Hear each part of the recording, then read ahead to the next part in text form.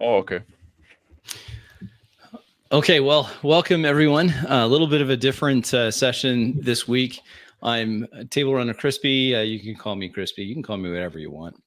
And below me here, in only position, in no other sense, is Rick from 28mm RPG, and then Phil is joining us. Thank you for being here, Phil. Hello. And Max, which is a surprise. We were just saying it's a surprise, Max, that you're here because you've made no bones about how much you dislike the swinginess of a low modifier D20 system.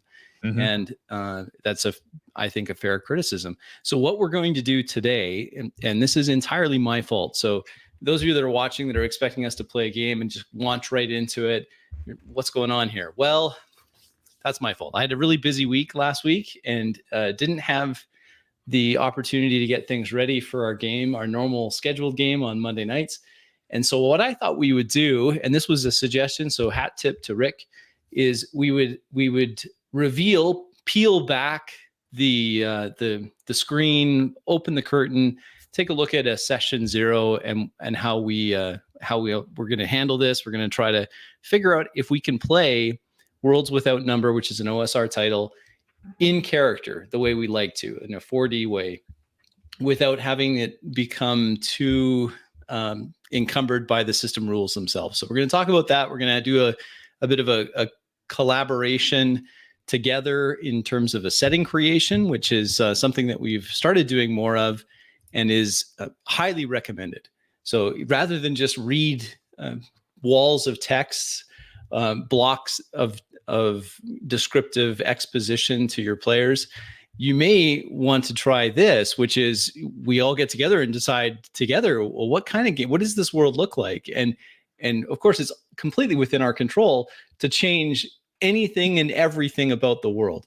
So that's we're gonna spend most of our time there. But before we even go there, I wanted to show and have a conversation about this. So I'm gonna stop sharing that. I'm gonna share something else. This was something that was okay. Here we go. So this is our table conventions or our social contract for this upcoming game, and I've altered it a little bit. But I thought we would go through it together and share that with viewers to see what it is that what we go through beforehand, so that hopefully we're not surprising anybody. Any comments so far? Or I should have asked, are we okay with what I had suggested in regards to this kind of plan for this evening? Is anyone want to add anything to this, or the agenda? The agenda? Yeah. Can we have a motion to accept the agenda? No, I'm just kidding. So is there anything else that you want to talk about? Like Max is going to say, why are we playing this game? We can talk about that if you have time at the end. Yeah. I think that'd be good. So, all right. Well, let's get right into it. Seems comprehensive. I think it seems comprehensive. Yeah, this is the old teacher in me coming through. Sorry about that, guys. So let's go back into this and yeah, Rick's got his copy. I've got mine. There's mine here. So there you go. We've got our books ready to go. I have a free PDF version, and you get the free PDF. It is available for free. The non-deluxe version. Oh, which yes, is totally a legitimate drive-through RPG free. Okay. Yeah, this isn't some other, what is that other one called? Could you zoom in a bit on that? Yeah, you bet I can. Absolutely. Let me zoom in here. Let's get right in. Yeah, that's good. Is that better?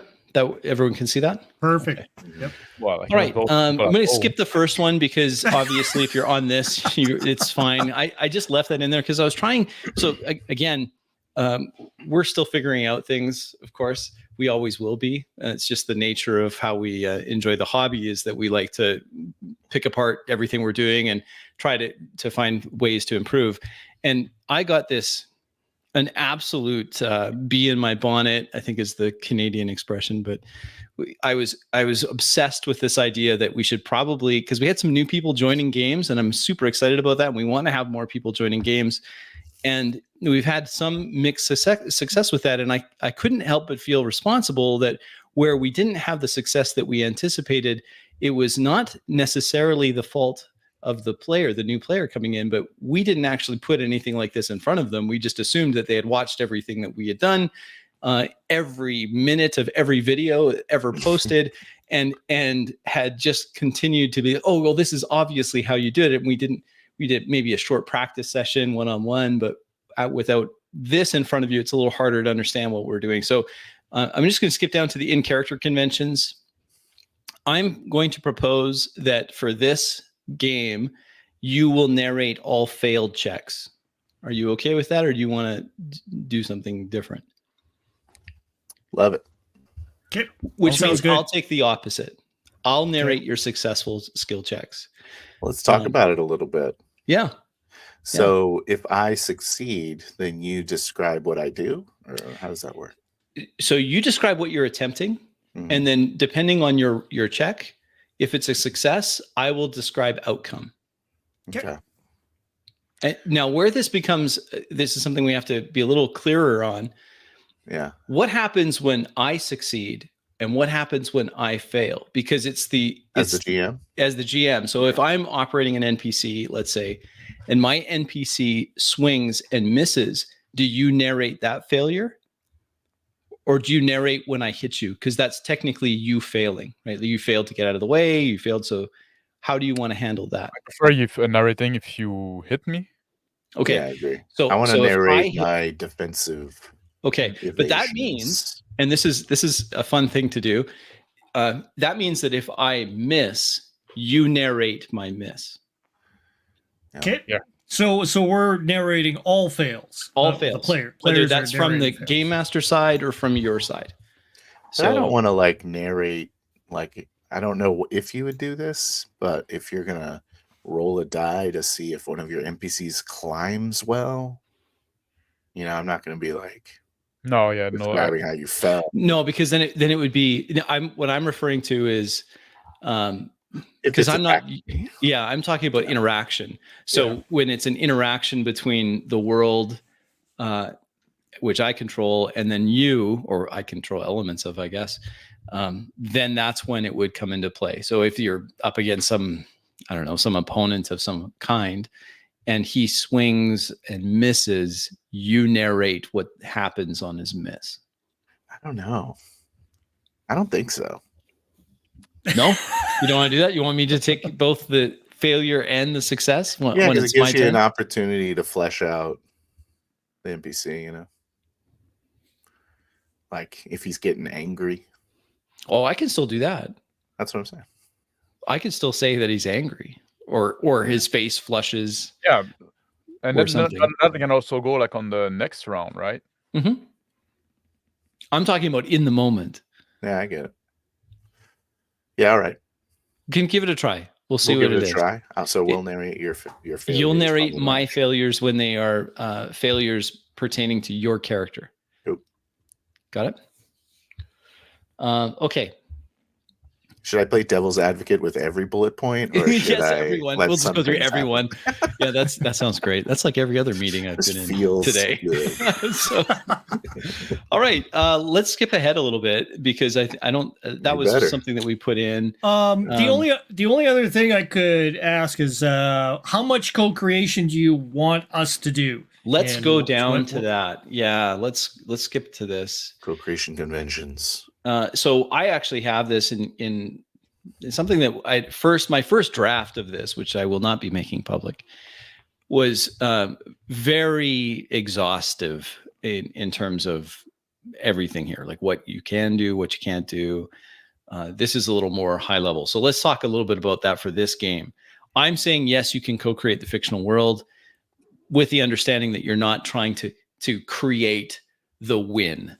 Like I can do this, and thankfully I have the key because I always carry a skeleton key in my pocket for this very purpose. Like that's just trying to bypass, or I guess we could call that fast traveling around an obstacle rather than actually confronting the obstacle. We can just skip it. So I'd rather not have that.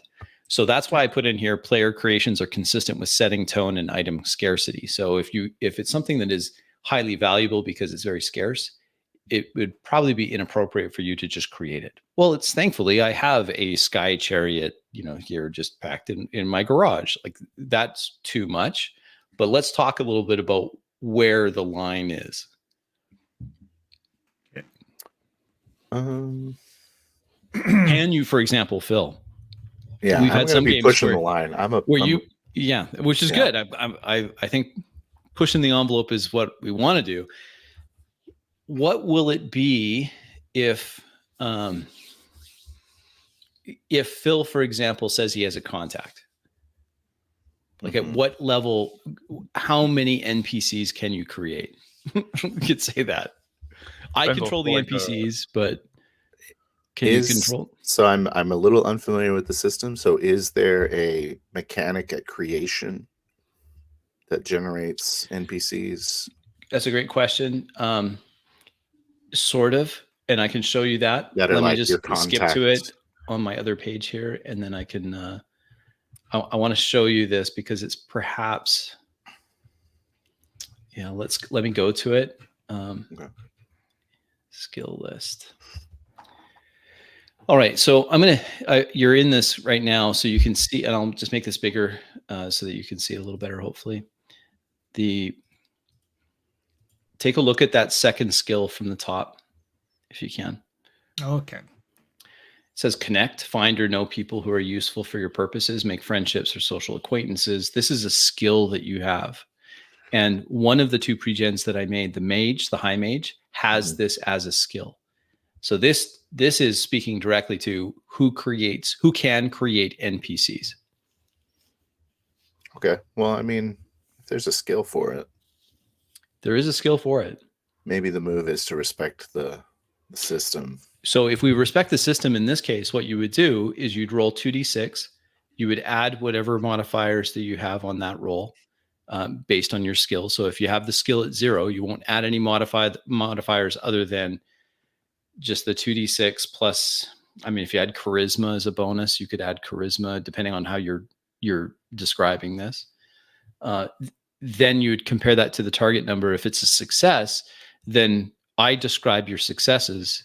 Does that mean I create your NPC for you? Or in this instance, do you say, That's interesting. No.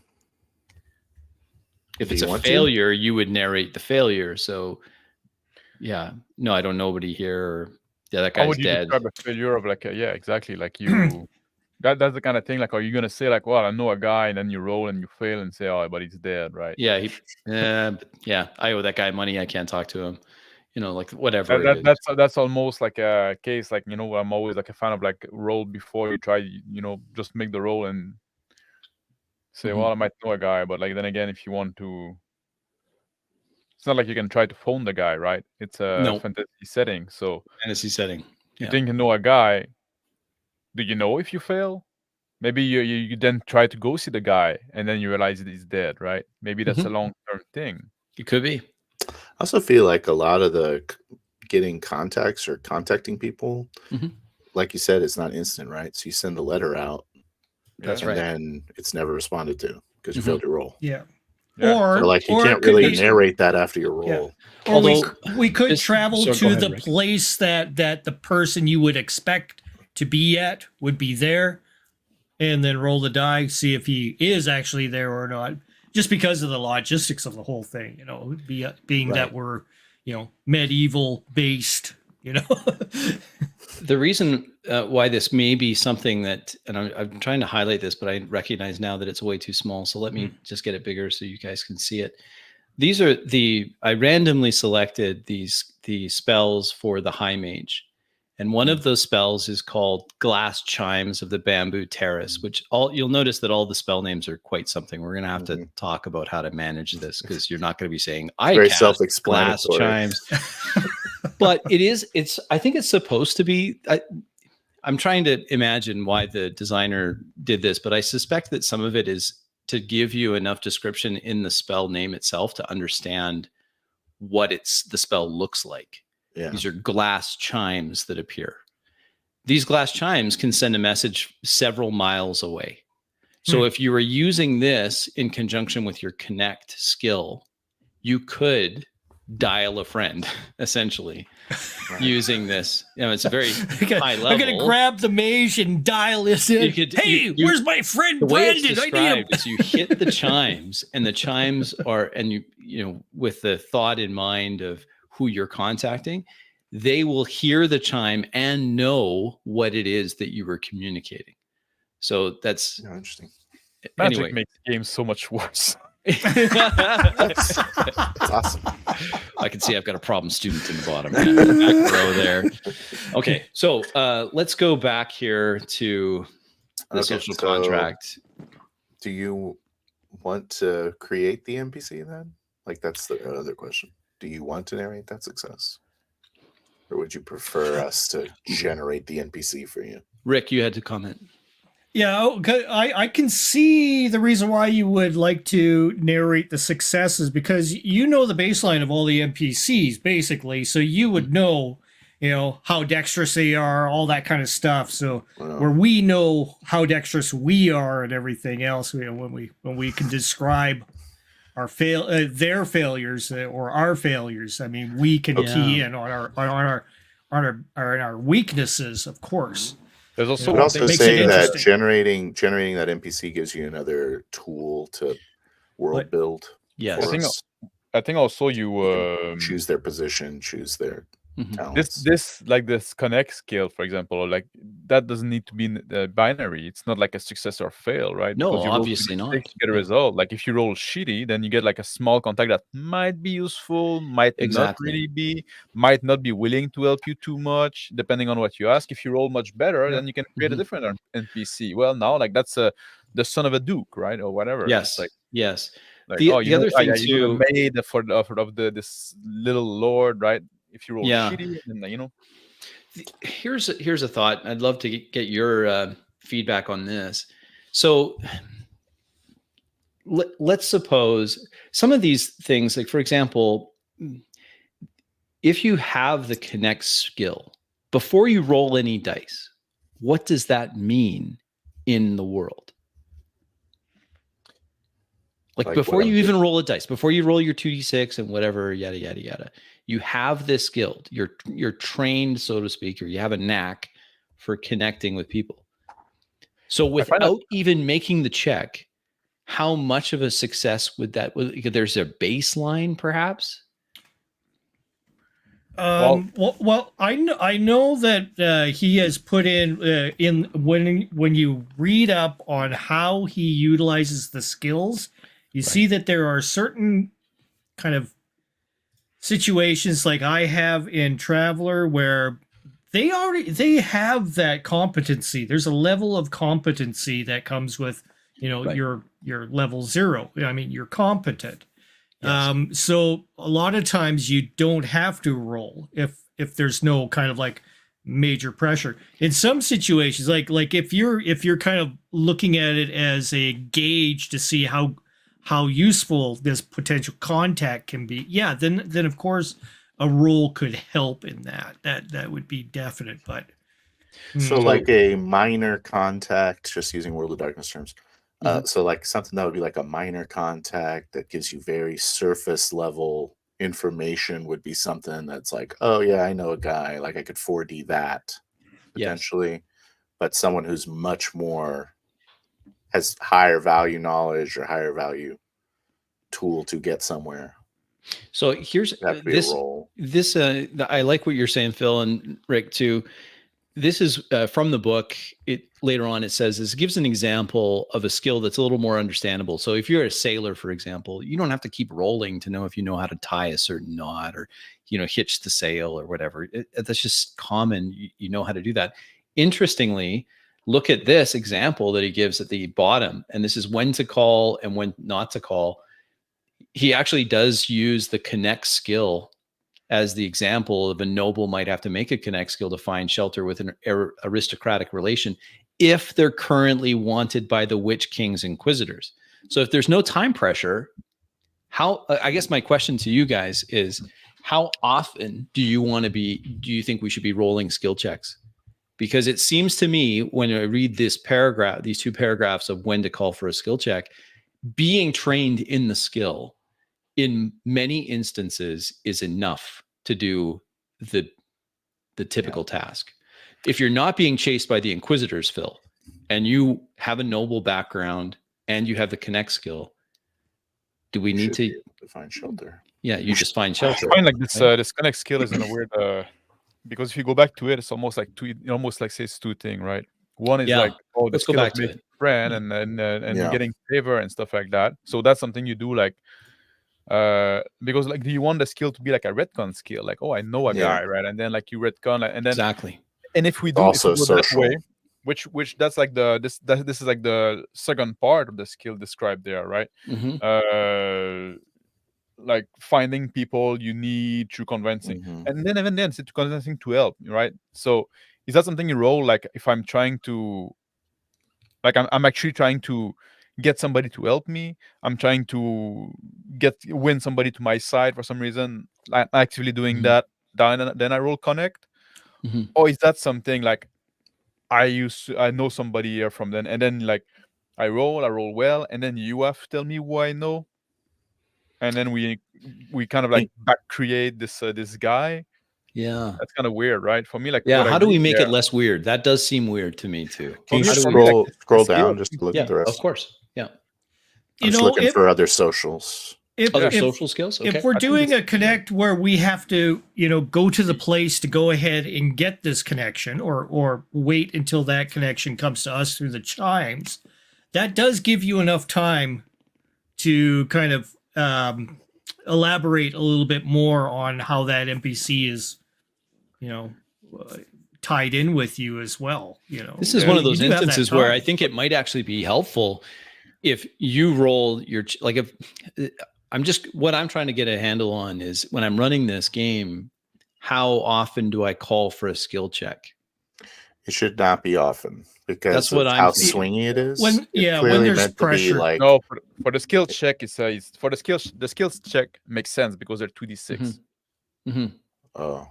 Yeah, the skill check should be pretty just standard. Fighting, that's yeah, it's a shame weird. Because if the fighting didn't use a d20, then Mr. Max would be like, "Yeah, this is great. This is good." Yeah, exactly. And it was, but that would be Traveler. But yeah, it would be Traveler because look at you have here. There's your melee fighting right there. Unarmed is right here. Yeah, and ranged is right here. Yeah. So there's your 3 combat skills, right? That's basically it. Is there a defensive skill or? No, not really. But you have a AC, static AC. You have a static AC. Yeah. So at any rate, sorry, OSR people. Yeah, we're gonna make all sorts of enemies on this, especially because my thumbnail was like, "Is it impossible to roleplay?" Wasn't me or made already. Do you? That's true. That's sales. That ship is sailed. Is there like any other? Because like for me, like the connect. Just to finish with that, for me, like, the connect sound like that's just like the skill for like persuade or fast talk. Well, convince is persuade. Connect sounds a lot like arouse and streetwise. Oh yeah. Connect sounds like carouse and streetwise more. Yeah, convince if you try to tell them something is true. Connect if you try to get them to do something, right? That's right. I think convince tries to get people to do things. I think connect is just more like connect is just a guy. I know a guy. Yeah, I think it's more of like I have a contact. That too. And convince is I'm now asking the contact to break the law and whatever. Connect is also making a contact. Connect is making the contact. Convince is talking the contact into something or anyone else in the world. Yeah. But then the question becomes, I have skill. Let's say I have a 1, which is well trained in convince. How often do I have to roll that? That's not what convince say though. It's persuading a listener that something you are saying is true, right? Yeah. There's nothing about like having them. There's nothing about having them do something. Well, the second even say the way, like the second leg. Furthermore, how they act on their newfound conviction is up to them. Okay. The motivation. So it specifically say you're not trying to make them do something. True. You're trying to convince them that something is true. So it's just a matter. I'm telling you the truth. Exactly. And connect would be trying to do something. That's how I read those two skills there. Yeah, because I think you're right because it's You're trying to get favors or Yeah, services. lead would be the getting someone to do something. Right? Yeah, that's right here. That could be as well. Yeah. So this is inspire others to follow your lead, believe your plans and goals. That's so weird. What a weird skill. I think one of you has it actually. Hold on. Did you pre-gen them? I thought you weren't actually going to do that. Yeah, only pre-gen 2, no? Yeah. The high mage has got a 1 in lead. Nice. It trained in connect and He's going to be our Gandalf. and in convince. Yeah. Yeah. Nice. Okay. Let's go back. Okay. So what's just to wrap that up, how are we going to handle those skill checks? Do them when it's a difficult task. Do them when under pressure, chance of failure, and it's an interesting chance of failure. Yeah. Okay. And do you want us to? Do you want us to wait for you to tell us that to roll? That's a good question. How do you want to handle that? Do you want me to wait for me to say roll connect, or do you want to just roll? Make a roll and we decide what we roll. Example. Or I could just say I'll need a skill check. Or we'll definitely do that if you need one. I'll just say roll, and then you decide. Yeah, I could say I'm going to use my convince, and because maybe you're not doing convince. Maybe you're using your perform skill or something. Yeah, and you have some leeway. Yeah, you also decide on you also have your ability scores as well to add to that as well. That's true. So yeah. Oh, it is like Traveler. Yeah, it is that Traveler in that fashion. Yeah. At least I think it is like Traveler. You do add the relevant skill. Like, so for example, stab, you would add your strength. Yeah. Shoot, you add your dexterity as well as your skill. Well, I'm definitely leaning more towards you just set a difficulty. Okay. And then it's up to the player to narrate correctly to mirror the skill that they're choosing to use. Do you want me to at least the skill got like action-y name, so that's a little that make it a little easier. So do you want to know difficulties before you roll? I don't mind, but you would have to tell us a way to if we fail, if we succeed. If you want to take us like the description, right? Okay. I think it's quicker to know before the roll. Okay. It's less like abrasive if you go. Well, that's what Rick, you've done that mostly. Like you've just said, you've posted. Yeah, having the UI is no DC in advance. Seems okay. I'm just making some notes here so I don't forget them. All right, let's go back. I think, are we wrapped up on this? Not really. Let's not really continue. Didn't really talk about co-creation at all. Not really. Other than you can't win with it. Yeah, we're not looking for win conditions. Yeah. Mm-hmm. So we're just to fill in like in the spots where we would be asking if there is a this here or there is a that here. You just basically this is the desk of the lost archmage. I'm looking for a pen and quill. Pull that out and start dabbing into the dry ink well. Damn, it has been sitting there for 300 years. So. Yeah, exactly. Yeah. So a high level of consistency. High level of consistency. And I did put that in that second sub point where player creations are consistent with setting tone and item scarcity. That's just so that we don't have a situation where, well, thank goodness I have this 10,000 gold piece diamond in my pocket just in case I needed it. Like, that's obviously not going to happen. Yeah. But all I have is this 3,000 gold piece emerald. Yeah, well, you have the diamond. Aw, I have a diamond too. So let's see what else. So so just basically subtle, where we could fill in where things could be there possibly, or in our background to enhance the game. I know this guy, back in the city there, blah blah blah. Right. Something like that. Right. It may actually be. It may be easier to answer this, Phil, once we talk a little bit more about the setting itself. Okay. So, so this is what if we have a mutual understanding of what the setting is, what the world looks like, then it'll be easier for us each to be consistent as we create stuff. So, all right. This other stuff here, I don't know if there's necessary. I did include a few of my favorite fantasy settings things. I don't expect all of you to have read these. There's like, these books are ridiculously long and in some cases hard to get into. Yeah. But they're that's the kind of tone I'm going for. Have you, any of you read any of those? They're hard to get into, but I love them. Yeah, I like him too. It's really he does a lot of cultural stuff in his. Yeah, he's an anthropologist, so he writes big epic things. But the thing I like about it, if I could describe it in a fantasy setting, so magic is powerful, very powerful, but no one is invulnerable. So in his books, it's very much like the King Richard being fallen by just the rando crossbow bolt can happen. Like that sort of thing can have that. It has a historical context. So there's very powerful creatures and powerful magics, but no one is completely invulnerable, even the gods. So it's I like that a lot. I like the dangerous world. Yes, it can be high fantasy in places, but that's not a, hey, I can rule with impunity because the right guy in the right spot and a heavy rock and you're done. Like I like that. So what you're saying is I could possibly find the +3 sword of whatever, but it would probably be the only one in the world that you would ever find, right? Or it would have some other drawback. Yeah. So it is like he has all sorts of powerful swords, but the swords bear a significant cost to the wielder. In every case, there's some drawback. So if you were to say, well, I have this magic sword, it's a +1 sword or plus whatever sword, what it does this really good, but there's some kind of drawback to it.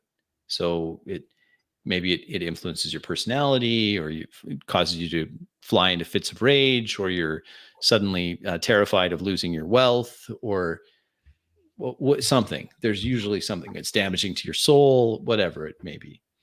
Okay. So I like that. I like if there's where typically there is magic, damaging to your soul. Yeah. Yeah. Usually. What are you talking about? So what that's soul? Yeah, he's a ginger. Drinking, right? Oh, you're heavy drinking. And then I just like I feel at a disadvantage right now. Let's talk a little bit about going to level 5. The level 5. The reason why I thought it would be more interesting to start at level 5 than level 1 is that at level 5, hopefully you're not just going to die to the very first thing that you come across. In level 1, you run away from everything pretty much, and the high mage can do one thing a day. And basically. And so I thought that's perhaps not as interesting as having a few more tools in your toolkit that you can use. What if we add like a uneven party? Not all the same level. Yeah, we could. That's entirely possible. Let me show you something about these characters here. This is probably a good time to just transition to show you some of these. This is the mage that I rolled up. So the mage is not made of paper. Mage actually did get a bonus in con. I rolled in order. And the way I rolled these is after doing a bit of research as to those that are playing this game. I did 46 drop lowest. So they are more high powered. Again, that was so that we'd have a little more survivability. And then there is a mechanic when you roll your stats, you can replace 1 with a 14. So the mage has decent stats, certainly not made of paper, but if you look at the mage's ability to hit things when they don't have when they're out of magic, it's pretty pathetic when compared to the warrior. Same level. Let me just get this bigger so you can see it. Yeah. So at level 5, the warrior is hitting on a +9 or a +8. It depends a little bit. on what he's doing. But the other thing too is that the warrior will, on a miss, will do 8 hit points of damage. Wow. And he treats all enemies as if they have AC 10. So even if they're wearing, high AC, whatever, doesn't matter. Plus, he has an ability where he can do. He always hits. He always hits. Yeah, Okay. He always hits for 8. And when you hit, and let's say you hit and you roll damage, you will never do less than 8 damage. That's what that means. If you have shock of 8. Why do you have to? So you don't have to roll to hit unless you're doing this special thing that they require +8. Basically, you're only rolling to hit in that one instance where you're going to roll higher than, a higher damage than just your shock damage. So it's but if you're going to roll a 1 on the dice, right? So if you roll a 1 on the dice, you +9 on your on your roll, so you're gonna get a 10, and then all enemy got AC 10, then that's true. Yes, and in this case, even if now it doesn't. Let me clarify this AC 10 max, because I can see that's a bit of a confusion. So the AC 10 is only so if you're fighting something, let's say you're fighting another fighter that's wearing plate armor and has a dex bonus of +1, so he has an AC of 18, just like this guy. Let's say he's fighting his twin. If he rolls less than an 18, then he technically misses, but he'll still do 8 points of damage. Okay, so the AC 10 is only for the shock. It's only for the shock, because other so for example, I'm going to switch over to the wizard, because the wizard has a dagger, and the dagger does shock damage on AC 15. Now, there's certain conditions where the shock won't apply if you have enemies, shield. Some enemies, they just disregard shock, right? So they won't have it. But it's for the warrior to try to deal with the highly unpredictable D20. They have this shock. So the concept is that, and this is important. He has an ability, a talent, they call them foci, called Whirlwind Assault. So when he activates this, he'll do shock damage to everyone around him. So you do 8 damage, which would kill basically every, first level character in his presence. And is there a cooldown ability? I think you can do it once per scene. Yeah. So there is a cooldown. But so when that scene is over, then you have another one, then you could use it again. He has this killing blow, which gives him just that. That's why his shock is so high. Does he get dizzy? Yeah, he would. And then he has to, that's right. That's what, I'm dizzy. Can't spin around anymore. Then he has this other thing. I'll try rolling. That's a good trick. Yeah. So he has this thing where he can do what's called veteran's luck. And what that means is he can turn any miss that he has into a hit once per scene. So it's different. How do you do that in character? And that's the issue, because it's the same thing with these guys. So this let me go over to it. And I know I'm making everyone dizzy going through this. The high mage has 4 arts. To do these arts, he has to commit effort. Now, how do you role play that in character? Like this. You say, or do you just describe what it is you're doing? Let me skip to the like, that's the thing, is like, are you gonna have to break blood vessels in your forehead to do, so here's I want to just skip ahead to this. Let's see here. I think you just do it, and you just you have to trust the player. Like I think so. Effort. I think you're right. I think you just have to trust that they're. If you cannot trust so the player, you're playing with the wrong people. Yeah, and I don't trust. No, I'm kidding. I was going to say I don't trust any of you guys. So, but what I was thinking, and as I was pondering over what we could do in this case, because I'm trying to avoid just a lot of mechanics talking. Yes. Here's sense magic. So, if you just describe that your eyes pick up, I see, I look to see magical auras around me, then I know that you're doing this. Well, you You're can also sensing tell your magic. friend like, "Oh, let me try to sense Let me any see if there's magic anything here, around." right? Yeah, exactly. You know, So you there just go. so rather than just saying, because what I don't want us to do, and I think you will agree, Phil may not because he's playing devil's advocate, but Okay. I think you'll agree that we don't want to just say, I sense magic. Or do we? Do we care? Do we just say, I sense magic? I swift cast. That sounds terrible. You can announce it as your action, you know. Yeah. Is it a spell? So Is it an it's a magical ability, right? Is it It's a a magical one of the ability you foci? have. It's a And you can cantrip, see, basically. yeah, it's like a cantrip. You have 4 points to spend. Let's go back to it just to show you, because I'll pick another one. This one's psychic Magical conversion. art. And I tried to do these randomly, but whatever. So if I go back to the description of psychic conversion, here's what it says.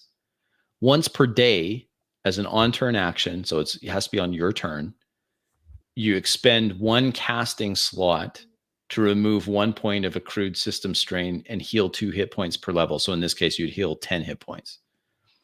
So there's a bunch of gamey things happening there. Mm-hmm. Right? How do we handle that? I think at some point you just have to say like, well, describe them narratively. You just described that how do you describe narratively? You're gonna yell 10 hit point. You say that to your buddy, right? I don't know your fucking spell. I don't want to learn your fucking spell. Yeah, I don't trust your magic. You get your hands away from me. I need an I'm gonna adult. say like, well, let me try to. Your So how do you bones get describe it? together. And then like you do your thing. My eyes then, glow like, with there the you go, psychic and then some conversion. effort, and now you can fucking yell 10 hit point. At some point, you have to, there's some mechanic talk that is hard to You're be gonna have to have avoided. some mechanic talk. That's right. But I'm just trying Try to to slip avoid the you word saying converting or conversion. yeah. I'm trying to avoid the sentence. psychic conversion talk. Right. Yeah. With my mind, I can convert. Let me- Your I mean, wounds. you do have to have some You have form to. of, you know, You have to. like, so you know what's going on. That's right. Convert? You have to have some. You have to have Convert? Yeah, let me psychically What are you convert going to you. do with that knowledge, Crispin? some. I don't know. What use is that knowledge to you? Uh, You're just going to be like, okay, yeah. So like throw that in the trash. I'm not going to remember that at all. Yeah, Hopefully you marked it on your sheet. exactly. Exactly. Here's where it gets even worse. But I think it's a challenge. I think we can tackle it. I'm not ready to throw in the towel yet. I'm ready to coruscating my coffin. Let's look at that. Yeah. What? I was hoping you'd look Finally. at that. This is the coruscating. description of the spell. Coruscating confidence, right here. What does coruscating mean? We're about to learn. Cutting, I believe. Like dicing. Hmm. So Okay. The thermic discharge. So you have a lethal mantle of crackling energy that you unleash on a target. The target will take 5d8 damage with a physical save for half. So how do you want to handle this sort of thing? Whoever's going to be brave enough to play the mage, how do you handle this without saying coruscating coffin? I think you say like, I discharge visible. Yeah, that's right. Exactly. You have isn't gonna know I have every discharge of description. crackling energy, and then you're So you- shocked. And yeah. So you'll have to like, let's say Rick, you're brave enough to play the caster, or someone is. I mean, I would describe the energy coming from my hands. Right. And then you would know the spell because the player has to read it. You know, Like the player has to know the spell, in other words, because you're going to have to say, as you describe what you're doing, and then it's a physical save, right? Yeah. And so then I make the physical save. The physical save is based on, let me just show you this. I'll pick on the warrior. Your saves are here, right? So it's just in this case, it'd be a D20. You got to beat get a 10 or higher for physical. So if the warrior had this cast you against add him, anything to it? Or you it's just- already baked in because Okay. it's 16 minus your level, so level 5, Yeah. minus your strength or con modifier. And he has a con modifier. Ooh, roll over. he'd actually be lower than that. He'd be 9. I see a mistake because his strength modifier is a +2. and that's because he took a focus that allowed that to be higher than what Gives it him a should plus be. one. And you put It's the not a plus mistake on the page. Okay, so back to this. Would the person playing the mage be able to remember all of these things?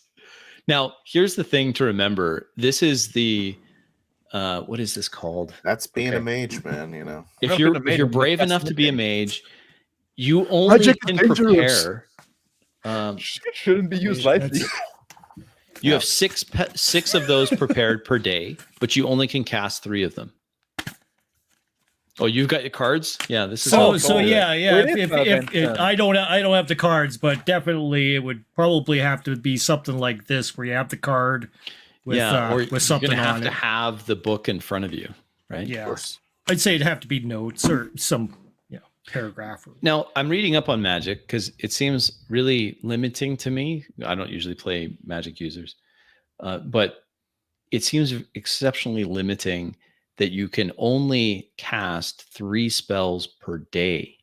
Mm-hmm. Now, the High Mage does have effort they can expend to get 1 spell back, but still, that's only 4 a day, and you can only prepare 6 of them. 10, but that's what's the 442?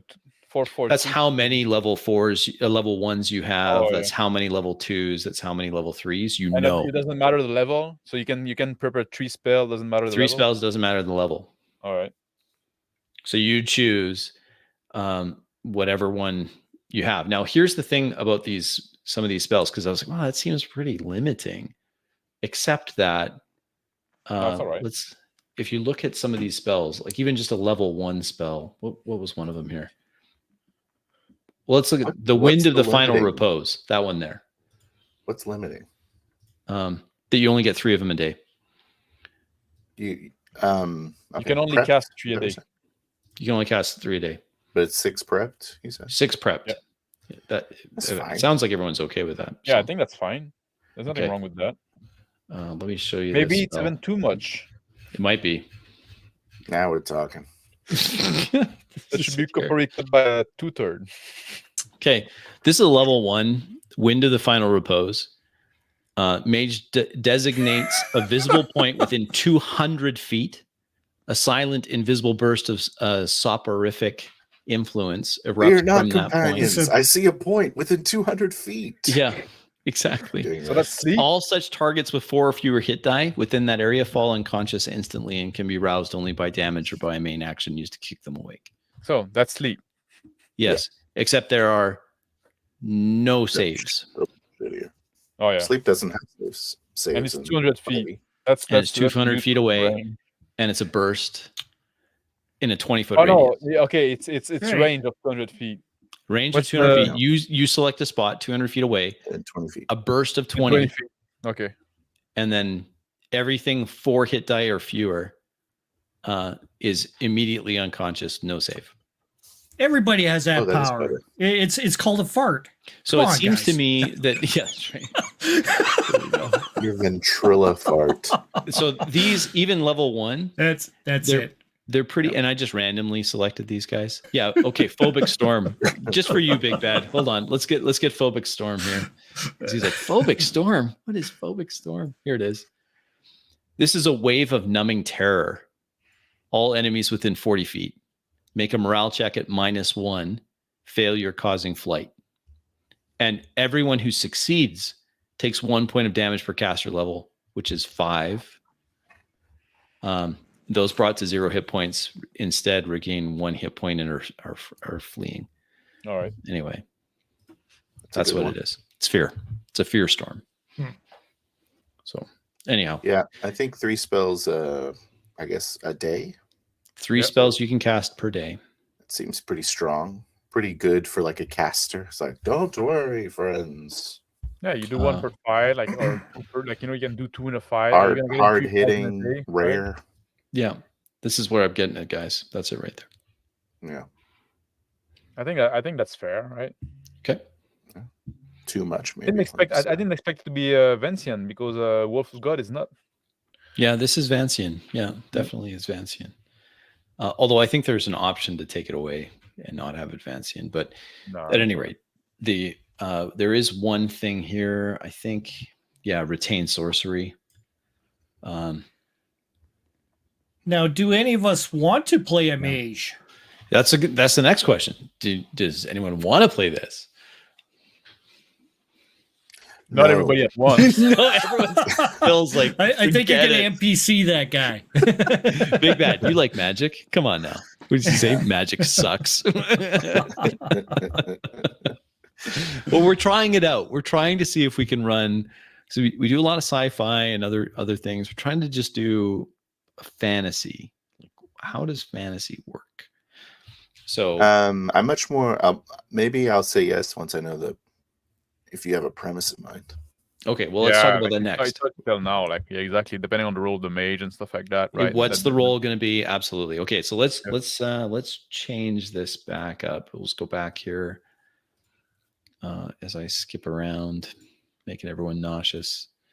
All right, so we've talked about this: shock damage, magic, and arts. We don't have an expert class, but if we have 3 players, we could have one of each class. There's an expert class, there's a warrior, there's a mage. But there's not. We don't have to do if everyone's kind of feeling like there's no mage. We could do it. We could do a less than a full mage, which just means you have less magic. You have you're an adventurer, so you have some adventuring skills and you have some magic, but you're not completely committed to magic. Yeah. That could be an option. All right. Let me just go through. Is expert like a thief? Yes. Yes, essentially, or your skill monkey. He's your skill monkey. Now, just to show you, because it's a good question, maybe others are wondering. Let's look at the expert class so you can kind of see it. Here's the expert class. So your class ability, masterful. Oh, hold on. I got to share that screen. Sorry about that. So I'm laughing at the boomer. I'm not a boomer. All right. So here we go. So here's the expert. The expert gets more skill points, has a decent number of focuses, and the attack bonus is obviously not as high as the warrior, but they're not bad. You also, once per scene, not per day, per scene, the expert can re-roll a failed non-combat skill check. So you basically get free re-rolls on your skills. But that leads to another question. I would just trust you guys, obviously. Just trust you to, if I didn't like that, I'm going to re-roll it, right? Yeah. And that's only once a day, right? Correct? Once a scene. So once per scene. So you can, however many scenes you have in a new scene, you would. So that's we rarely roll more than once per scene for a skill. So that's very true. So it's quite powerful. Yes. That's this class ability, masterful expertise. Yeah. And the other class ability is whenever you advance a character level. Keep in mind, if we started at level 5, you'd gain an extra skill point. So you'd have an extra 4 skill points. And normal advancement is 3 skill points per level. But keep in mind, if you want to go from level 0 to level 1, that counts 2. That's 2 skill points to go from 0 to 1. To go from 1 to 2 is 3 skill points. Just new level +1. So essentially, yes. And you can't go higher at this level, at level 5. Your max is level 2. So you just bank them? You can bank. Yeah. You don't have to spend them all. You don't have to spend them all. That's true. Wait, at level 5, your maximum level for a skill is 2? 2. That's it. So they really want to be the game to be fucking swingy. Other than it is 2d6, but yes, you're right. You don't have a huge, but you should have a lot of skills too. Level 5, the dice roll part, and then your skill part. You can add your attribute. That's your gonna attribute, be one. Yeah, probably at most, unless you have 18. Yeah, and or then, you can take a focus that can boost your modifier by 1 without changing your score.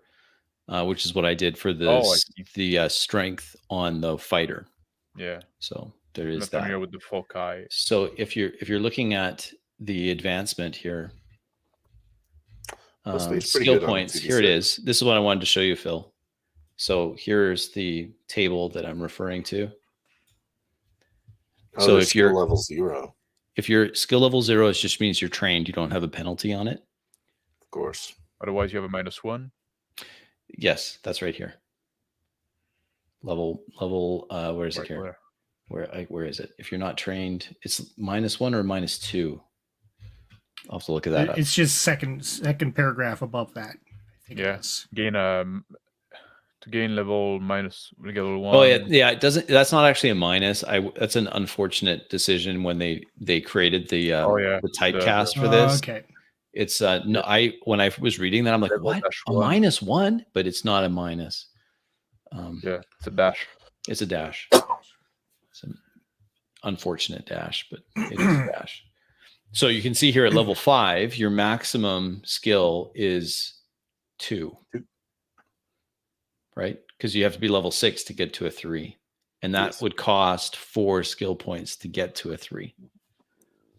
Okay.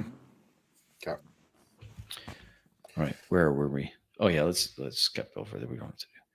Let's go back out of there. Okay. Feels like you're gonna have quite a few skills. Yeah, they're a decent number. Yeah. If you here, let me just go back to this. This is the warrior, right? Mm-hmm. The warrior has the following for skills. Come on. Oh, you stupid thing. Why won't you go there? Because I'm in the wrong spot. Okay.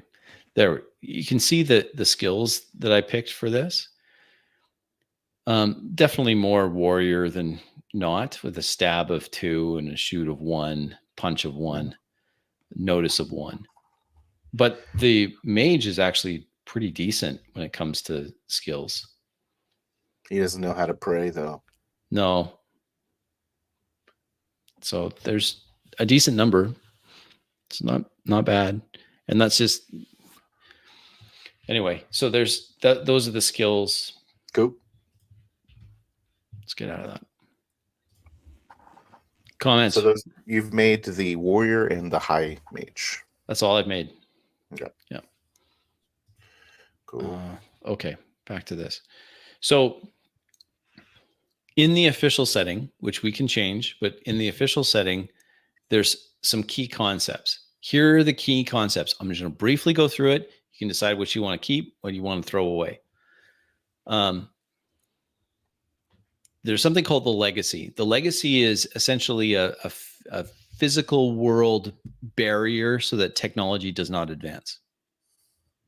You can't advance technology because the physics that underpin any technological advancement are subject to change at any moment. Now, that change appears, from my reading of the setting, it appears to be focused on technology. So it's not that suddenly gravity doesn't work, although I suppose that is possible in some parts of the world. It's that electricity wouldn't work. So you can have lightning in terms of some magical abilities, but in terms of creating a battery or something like that. So technology, no, there's no technology, or very, very little technology.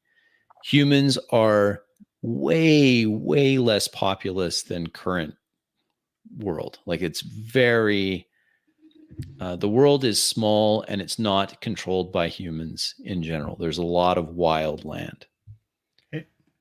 Humans were the subjects of what are other races called outsiders, and they were imprisoned for thousands of years in what's called the deep. These are massive, in some cases, somewhat mechanical or magical constructs, all underground. So this is the creation in the world of the Underdark. So are they technological? It's not technological. It's more. I would say it's more magical.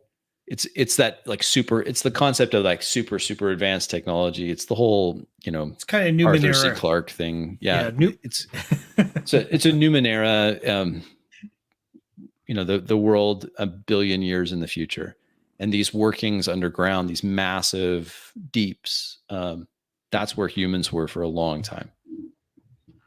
Slaving away. Yep, that's where humans come from, and demi-humans. So if you want, you can we could have elves, dwarves, others, but why? But you could have other races. Yeah, it's entirely possible. Now, the way that's handled in the game is that you just take that as a focus or a foci. okay. So if you're like, I think it'd be cool to be an elf. Okay, you take it as a focus, a foci. Okay. The next one there, Aratu, are, I think it's a focus. Foci is plural. Yeah, foci is perfect. It is a focus. So you got to hand it to the francophone to correct their English. Thank you. Well, that's technically not correct in English. It's but not that's correct in English. Yeah. No, it's plural focus in English is focuses. Yeah, that's right. See? Oh, jeez. I'm going to shut up now. Max is making us all look dumb. All right. Aratu and Idirums. So the Aratu are areas of the world that have been corrupted by meddling in the past. So very dangerous parts of the world. They, in many cases, are the soft walls around game settings, it seems. Like, oh, you can't go there because you run into a blizzard. It was a desert, and now it's a blizzard, and you freeze to death. They're dangerous parts of the world, out of which all sorts of nasty things can emerge. Idirums are different. Idirums are gateways to entirely different worlds. Now, those worlds could be as small as a room. They could be as big as the world that you're on now. In fact, it's somewhat interesting. I thought it was interesting, at least, that when they were talking about the world, they have a name for this particular world, like the Idirum of this world, which I thought was kind of cool, because that gives you plenty of space if you wanted to create something completely different from what they've published in this book or in the setting book or what have you. You could enter into an Idirum that goes somewhere completely different. So you could create like countless world. Yes, you could. Like yes, world without numbers. Exactly. Exactly. So wait a second. Yeah, wait, hold on. This one's called the current Idirum is called what is it called here? The Idirum of 108 Triumphant Void. That's the current, not that anyone cares, but that's what they called this particular Idirum. They should probably workshop that one. Yeah, they probably should. Like, why? That's how I call my current emotional state as well. Yes, the Idirum of 108 Triumphant Void. Yeah. So, okay, then the other thing I just wanted to mention is this concept of blighted.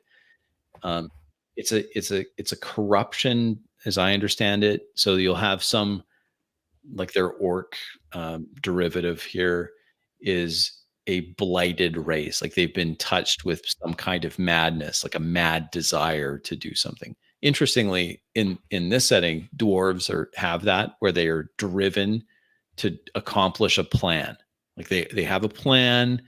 They're absolutely committed to whatever that grand plan is. So they have like a hive mind or something? Not so much a hive mind as it's individual good plan. Like they're just driven. Like they've got this. Okay. So it's not like a racial plan. It's like an individual. No. It's not like that. It's just like they may have a clan may decide that they're going to build a dam somewhere, and so everyone in the clan is like, we're going to do this. Like they're driven to get that done. They're going to build this thing. So they're much more focused on that, whatever it is. So the idea is that there'll be some creatures that are blighted creatures. They're creatures that have been twisted by the Aratu or what have you, or outsiders, or that's how they describe the emergence of evil in the world. Yeah. Anyway, so that's the official, but we don't have to do that. When we're talking about a fantasy setting, So because it's a question that's coming up in the chat. Do you want me just to show you what that looks like the demi-humans and all of that? I may as well show you. What the foci system-wise is? Yeah. So how do I play an elf if I want to play an elf? If you want to. Does anyone want to? I want to play an Just to appease the chat. You have to appease the chat. Yeah, I guess so. I tried to reply, but okay. So here's how it works. I'll just show you. Max really wants you to tell him about your elves. Tell me about your elves. That's a meme, isn't it? It's a trope. Yeah. I've tried to make it a thing. Okay. Well, it's an actual trope. Like my elves are different, right? Just like in Yeah. TV tropes, you can find that. Oh, that's true. About your elves, yeah. Okay, so let's talk about elves. So here's last. Let's talk about orc. Oh, you want to do orcs instead? Hold on. Yeah. Do I have orcs? Yeah. I think That's I do. not what I'm interested in. I'm interested in elves. Okay, well, we'll start with you. Elves? Okay. You want to play an elves? Not an orc. All right, here it is. So elves are if you cool. look at it they give you some talk about elven physiology and this sort of thing. And then you have this origin focus. So you can choose this. Like, let's say you're a warrior and you wanted to be an elf. You would use one of your focus pick, your foci pick, to select origin focus elf. And you'll notice there's 2 levels. So if on level 1, you get to pick any skill. Like, this is what happens. And what that means is the first time you pick that focus. So if you pick that same focus again, then you'll get level 2.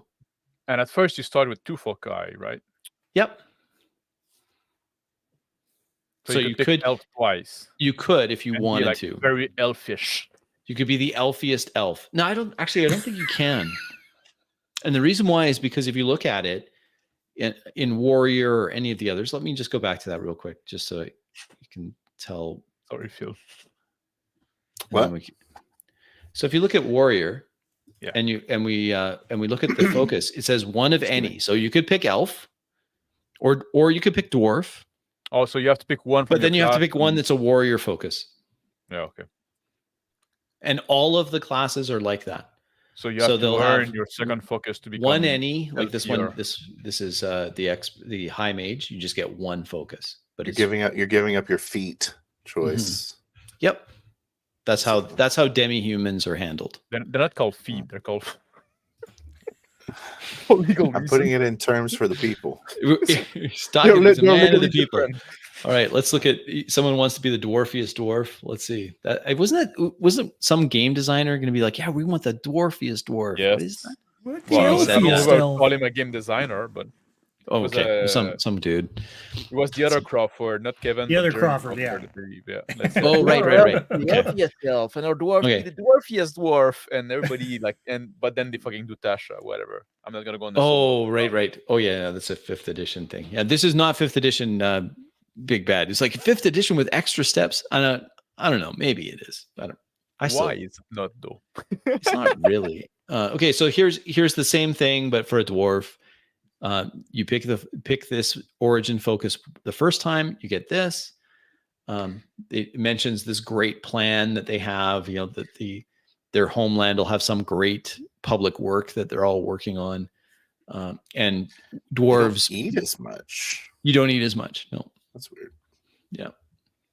And you have an innate resistance to magic. Yeah. So, and then the second time you pick it, then you get something else, right?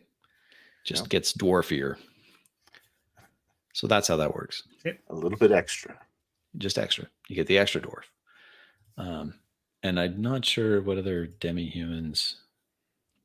I think there were a bunch of others, but I can't remember what they were. Orc. Better look at the orcs, otherwise Max is Halfman. They're not really orcs, but this is what they are, right? They're called the Anak. Anakim. Anakim. That'd be the plural of Anak. Anakim. I am plural. And they so hate sand. If you pick this, then you gain stab and punch. They hate sand? Yeah, because it's coarse and it gets everywhere. So just like everyone else? The Anakim. They hate sand. Yeah, no, I heard you. But why? You didn't get the joke? I don't. It's a Star Wars first episode reference. Oh, Yeah. Anakin. Gotcha. Or man. second Okay. episode, Now whatever. Yeah, I I was pieced it slow on the together uptake now. on that. Thank you. I was real slow on the uptake. So this is What's again, you that? can there's an Oh, yeah, annex. orc. Yeah. So Yeah. basically an orc, right? Yeah. And you could, if you wanted to pick one, then you would pick this focus and you'd get this. And you could say it messes with your dexterity and your charisma. Anyway, I thought you were That's pointing worse. out a disturbing lack of desert goblins. oh yes, you wanted goblins. Sorry about that, buddy. Desert goblins. So that It's a would be bummer. a lesser Anak? Anak? Probably, yeah. A goblin would be a lesser Oh, annex. easy. Yeah. There Easy. you go. Done. Stab, sneak. So all Anak party. Is that what I'm hearing? All annex. You could be well. Okay, let's talk. In the time we have left. I hope I haven't wasted your time. I probably have. No, we're wasting yours. Let's go back here because I want to make some notes for myself so that I can stay on top of this. What do you guys want for a setting? Like if we're gonna play a fantasy setting, let's. There's only a couple criteria that I have. The only criteria I have is that I'd like us to try a fantasy game with magic included. Like, Yeah. So that's it. Like we've gone over the magic and all of that. It has some shortcomings, obviously, but I'd like to try it. I want to try magic in the setting. Can we do that?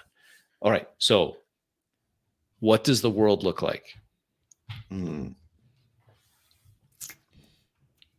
Phil, just because you're first. What do we want to do? What do you want to do? Okay, let's start with that. What's the role of magic? Is magic common? Okay. Like you want to, okay, there's magic. Is it common? Is it frowned upon? Is it rare? Is it like, does everybody knows magic exists, or most people don't know magic exists? What do you want? Sounds like it's rare. Okay, so we're gonna say magic is rare. Magic is rare. Okay. Some people don't believe in it. Some people do. It's kind of like up in the air. And the question is, are wizards? What is the role in the society? Okay, so so like a high mage, then what would a high mage?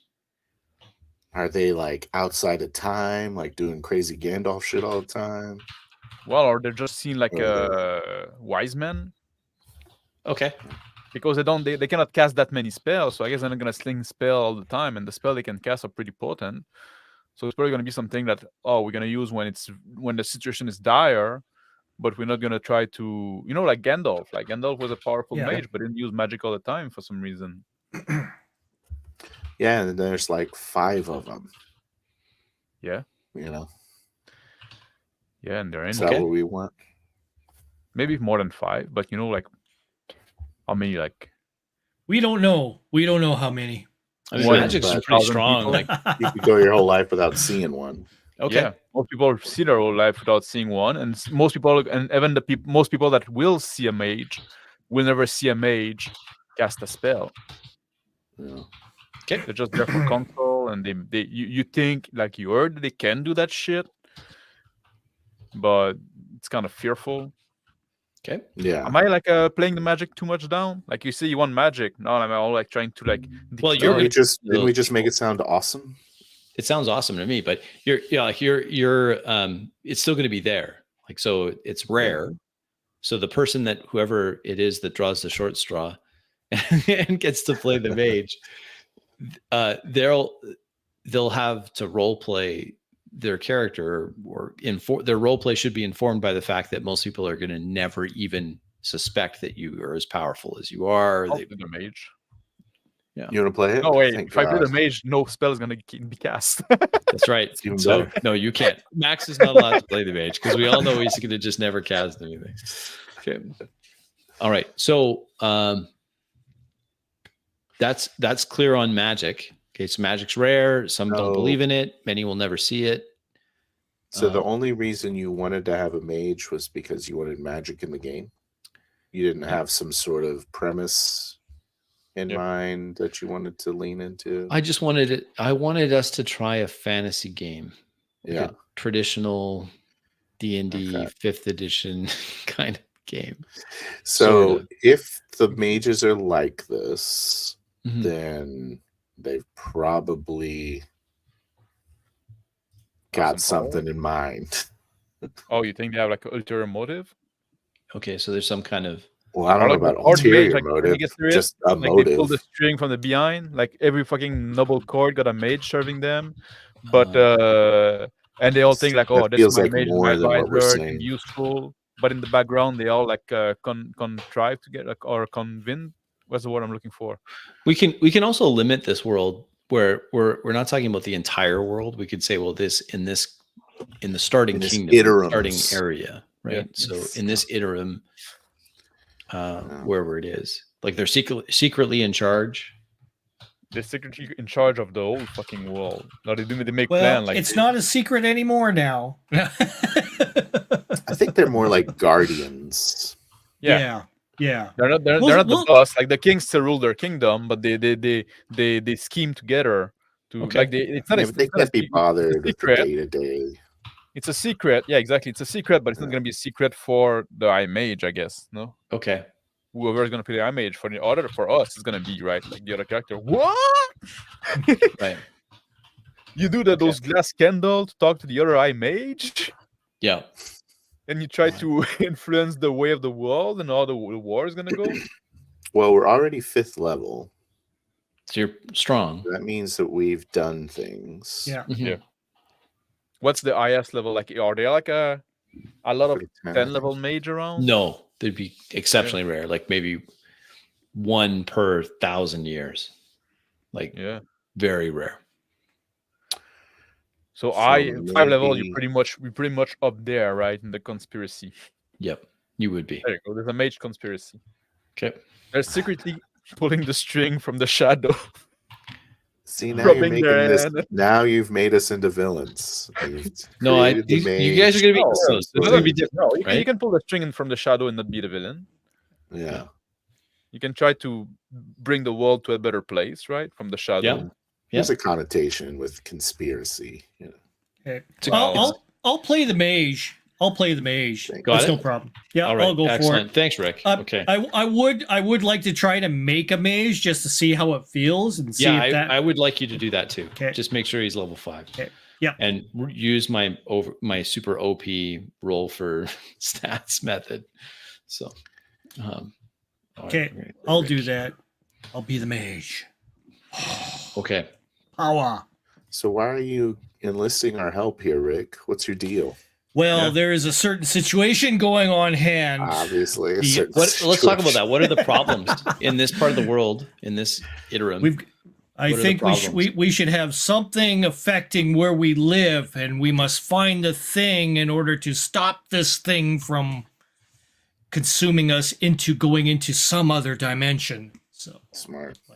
I think that should be maybe the goal, just for so we have a thing to do for our session, and that's our. What's an era 2 again? It's a corrupted part of the world, a dangerous. It's like a dangerous zone. Think of it like an irradiated zone or a freak weather where the rain kills you. That kind of thing. Oh yeah. It's so weird because but that's not solvable though. I would say with my knowledge, we should be able to go forth and find the exact locations of these things from the ancient past. How about this? We're putting this hard on a rail right now, Rick. Emerging deep. No, it's not a rail. I'm not game mastering. I'm just saying, as the wise one of the group. Do you want to be master plan conspiracy game? I'm always like into mystery game, right? You have to figure out something, and like that's I think mystery games are fucking great. I'll leave it up to Crispy to figure out what it is we need to find. Make a few notes for me. Unknown. Maybe we need to. Like there's this problem. No, all those villages, like we haven't heard of them, or we go there and they're empty now, and we don't know why, and go figure out why. Are the people being kidnapped, or are they like being transported in another dimension, or some shit like that. But then it's again like figuring out why, right? Here's what I'm saying. We It's have not like oh, there's a big bad doing something there. Go kick his nuts, right?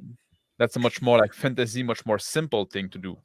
Yeah. So you have to think about that. Like what kind of like challenge do you want to bring us for? Like, do you want to have this investigating games, or are we gonna take our time? I like the idea of discovering the world. Like I like that.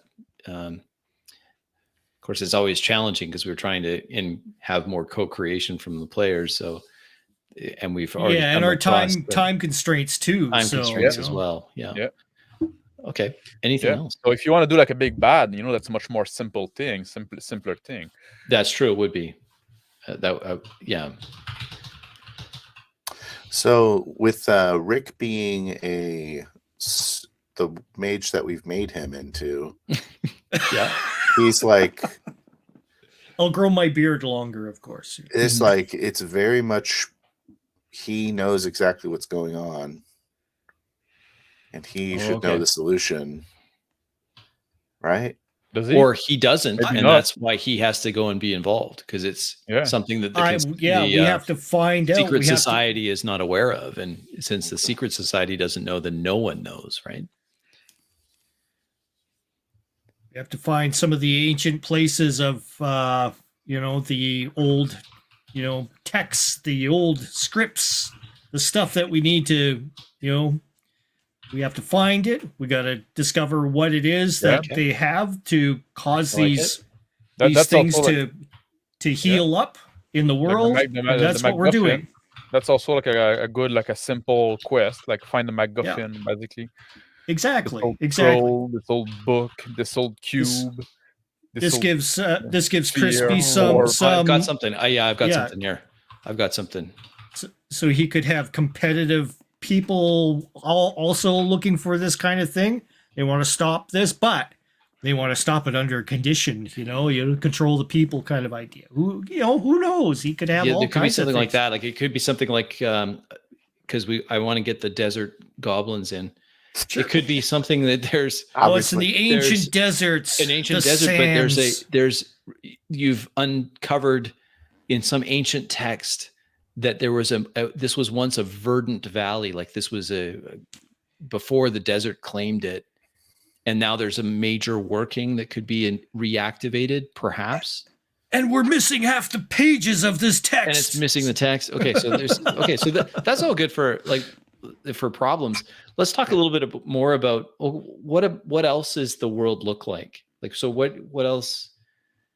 I've got lots of ideas there for potential problems that you can, and it would make sense then, Rick, if you're the mage pulling the strings, that you would call on the other two characters to assist in your secret, of course, whatever it is. Well, you only got 3 spells a day. I mean, probably need a bodyguard. You need a bodyguard. Exactly. Need someone to, work the crowd. Might as well be those heroes. Mm-hmm. Well, let's talk about that. Like, so what's this island. area that you're from? Where is it? What is it island, like? Except the bigger continent. Okay, small island. You said all island. Yeah, it's all islands. Okay. The big continent is the one that all went desert. Ah, okay. So they want to reclaim it, so they have more room. Now they're stuck on those archipelago. Okay. Because the main continent has been deserted. Or desertified. I thought we were gonna have like a bordering. I don't know. I'm just saying that. Era 2. I don't know how to spell that. It's like pushing on. Well, maybe this main continent is the desert, which we're gonna we gotta circumvent this like this main continent now is uninhabitable because it's all desertic. How are the islands like what's the population? What's the demographics of the islands? I mean, I don't want to be getting on boats. I don't want to do boats. You don't want to do boats? Okay, I want to do boats, but did you want to do boats? We could we don't have to do boats because we could do. I wanted to be a sailor. We can do sailing. No, we don't. We don't have, it was just an idea. We don't have to do that. We can do something else. It's kind of gives you a reason to hire somebody. Yeah, true. What? How about you? We haven't had a whole lot from you, Phil. What? Yeah. What do you want? What do you want? Sky's the limit. I'm still kind of struggling with what exactly we have written down here. I don't actually understand it very much. But because it Sorry, sounds like it's just we were my going to notes. have Yeah. an Eritu that was like pushing on the world, and we're trying to prevent it from. Yeah, that was one of the things I was thinking of. Yeah, like I think that's cool. Is the desert advancing, or is the desert like stable and we want to push it back? Right. But then, like, the mages kind of don't know what's happening there. So there's some sort of interference being caused at the border of this Eritu, and then it's being caused by some element that's in there, potentially a corrupted mage. Okay. Starting that has acquired dominion over this Eritu. Maybe it was an old spell or an old some kind of like ritual that was stopping the desert that for some reason is not holding up anymore. Yeah, some sort of ritual the mages did 1,000 years ago. And now, like, can you redo it? Can you, like, to contain the desert? Is there something else we can do?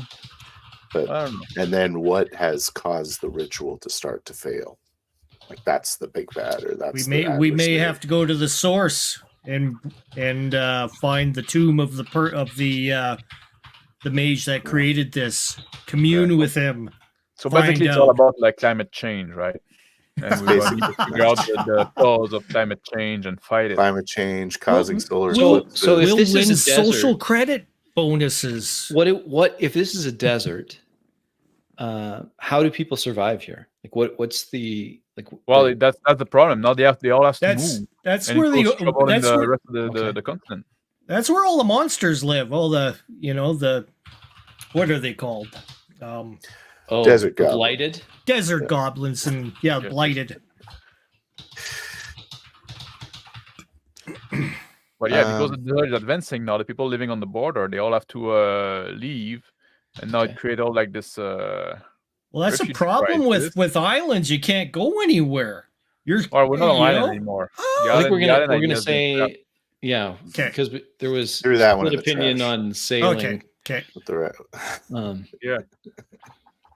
Sorry, I feel like I've done a lot of ships. I don't want to do ships. We did a lot of ships. I like the idea of the expanding desert because that's it seems to me like that's something a high mage or someone that's seeing the bigger picture would be involved in. You have the original issue is we're going to go find these scripts to redo this part of the ritual. Should be in and out, no problem. And then when you get there, of course, it's fucked. Yeah. Everything is way worse than you thought. Yeah. Okay. Who's in charge? I mean, ultimately it's the mage, but they don't want to be seen as being in charge. So who's in charge here in the area? They want to see. What does it look like? Oh, you mean governmentally? Yeah. There's king, there's baron, there's a dude, there's a... So there's king. Tell me about the king. What's the king look like? His name is Leopold, and he's all right? He's not super average. He's all right. He's pretty average, right? He's a kid. He's a kid. He's not super smart. He's a kid. He's a kid. He's young. Okay, he's maybe a kid. Young. He's too young. Ooh, I like the idea of a child king. Yeah. Can it be a sultan?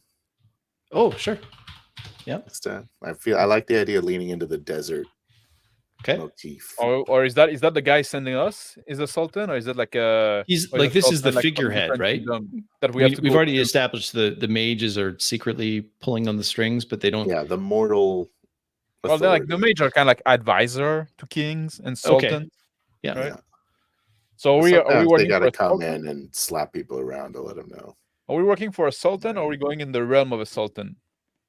Just sounds it's his realm. In their realm, yeah. How would no, but that's the thing. The sultan is ruling the desert, and now you see the desert expanding as his kingdom expanding, and that also causes tension. What about that? One of the warriors is probably an agent of the sultan. Because that's kind of gives us the ability to enter his domain. So the sultan is not terribly upset. Prince with you. Maybe one of the warriors is a prince, like something like that. Not worried about the desert. Rule over the few people that can kind of live in the desert. Yeah. One of us is either me or Max is going to be the eunuch. to the party. The Janissaries. Okay. So that's the king, and this is a the king that sent us and the Sultan on which land we go. Are those two different characters? That's a good idea. Do you want to have two? Yeah.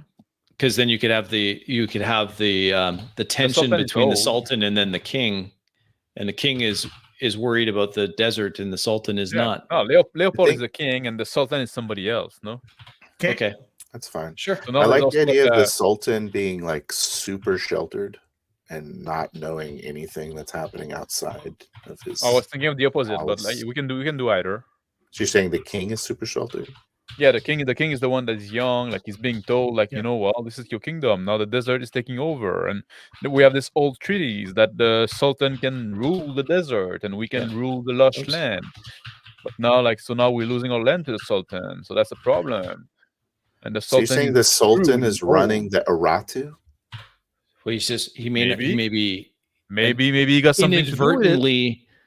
Inadvertently, he's or maybe he's just benefits from it, and maybe he doesn't realize that maybe he's very greedy and doesn't realize that he rely on the more lush land as well to trade. So he thinks, oh, that's good because he's gonna expand my land, but then he's not gonna have enough food for his people. So his people, Sultan could also be something that we don't rightfully know. The Sultan could be an unknown. We know of the Sultan, or maybe, but who is he? Or maybe he's the real bad guy, or maybe he's is he a bad guy? That's up to Crispy to decide, right? I like it. I think that it gives us a lot of things that we could ponder, but maybe communication from him has also stopped, and that's why another one of those question marks. Is he expanding it on purpose? Is it something gone awry? Probably. Who knows? We'll find out. Maybe he's setting outposts and guard posts near the new where he advancing those guard posts on the edge of the desert as a desert event. Yeah. Okay. And now there's all kind of political tension there. There we go. We put some conflict in the world. Yeah, there's some conflict in the world. Perfect. There's lots for you to glom onto there. There's tons. Anything else about the world that would be useful? Yeah, the Sultan and his people, they're quite into necromancy and shit like that. There you go. That's from Sean. Okay, yeah, that's good. Yeah, we could do that. Absolutely. There's thinking more necromancy is one of the mage things you can choose, right? There's high mage, necromancer, healer, and is the high mage of the Sultan been corrupted? No, that's a question. We'll find out. High mage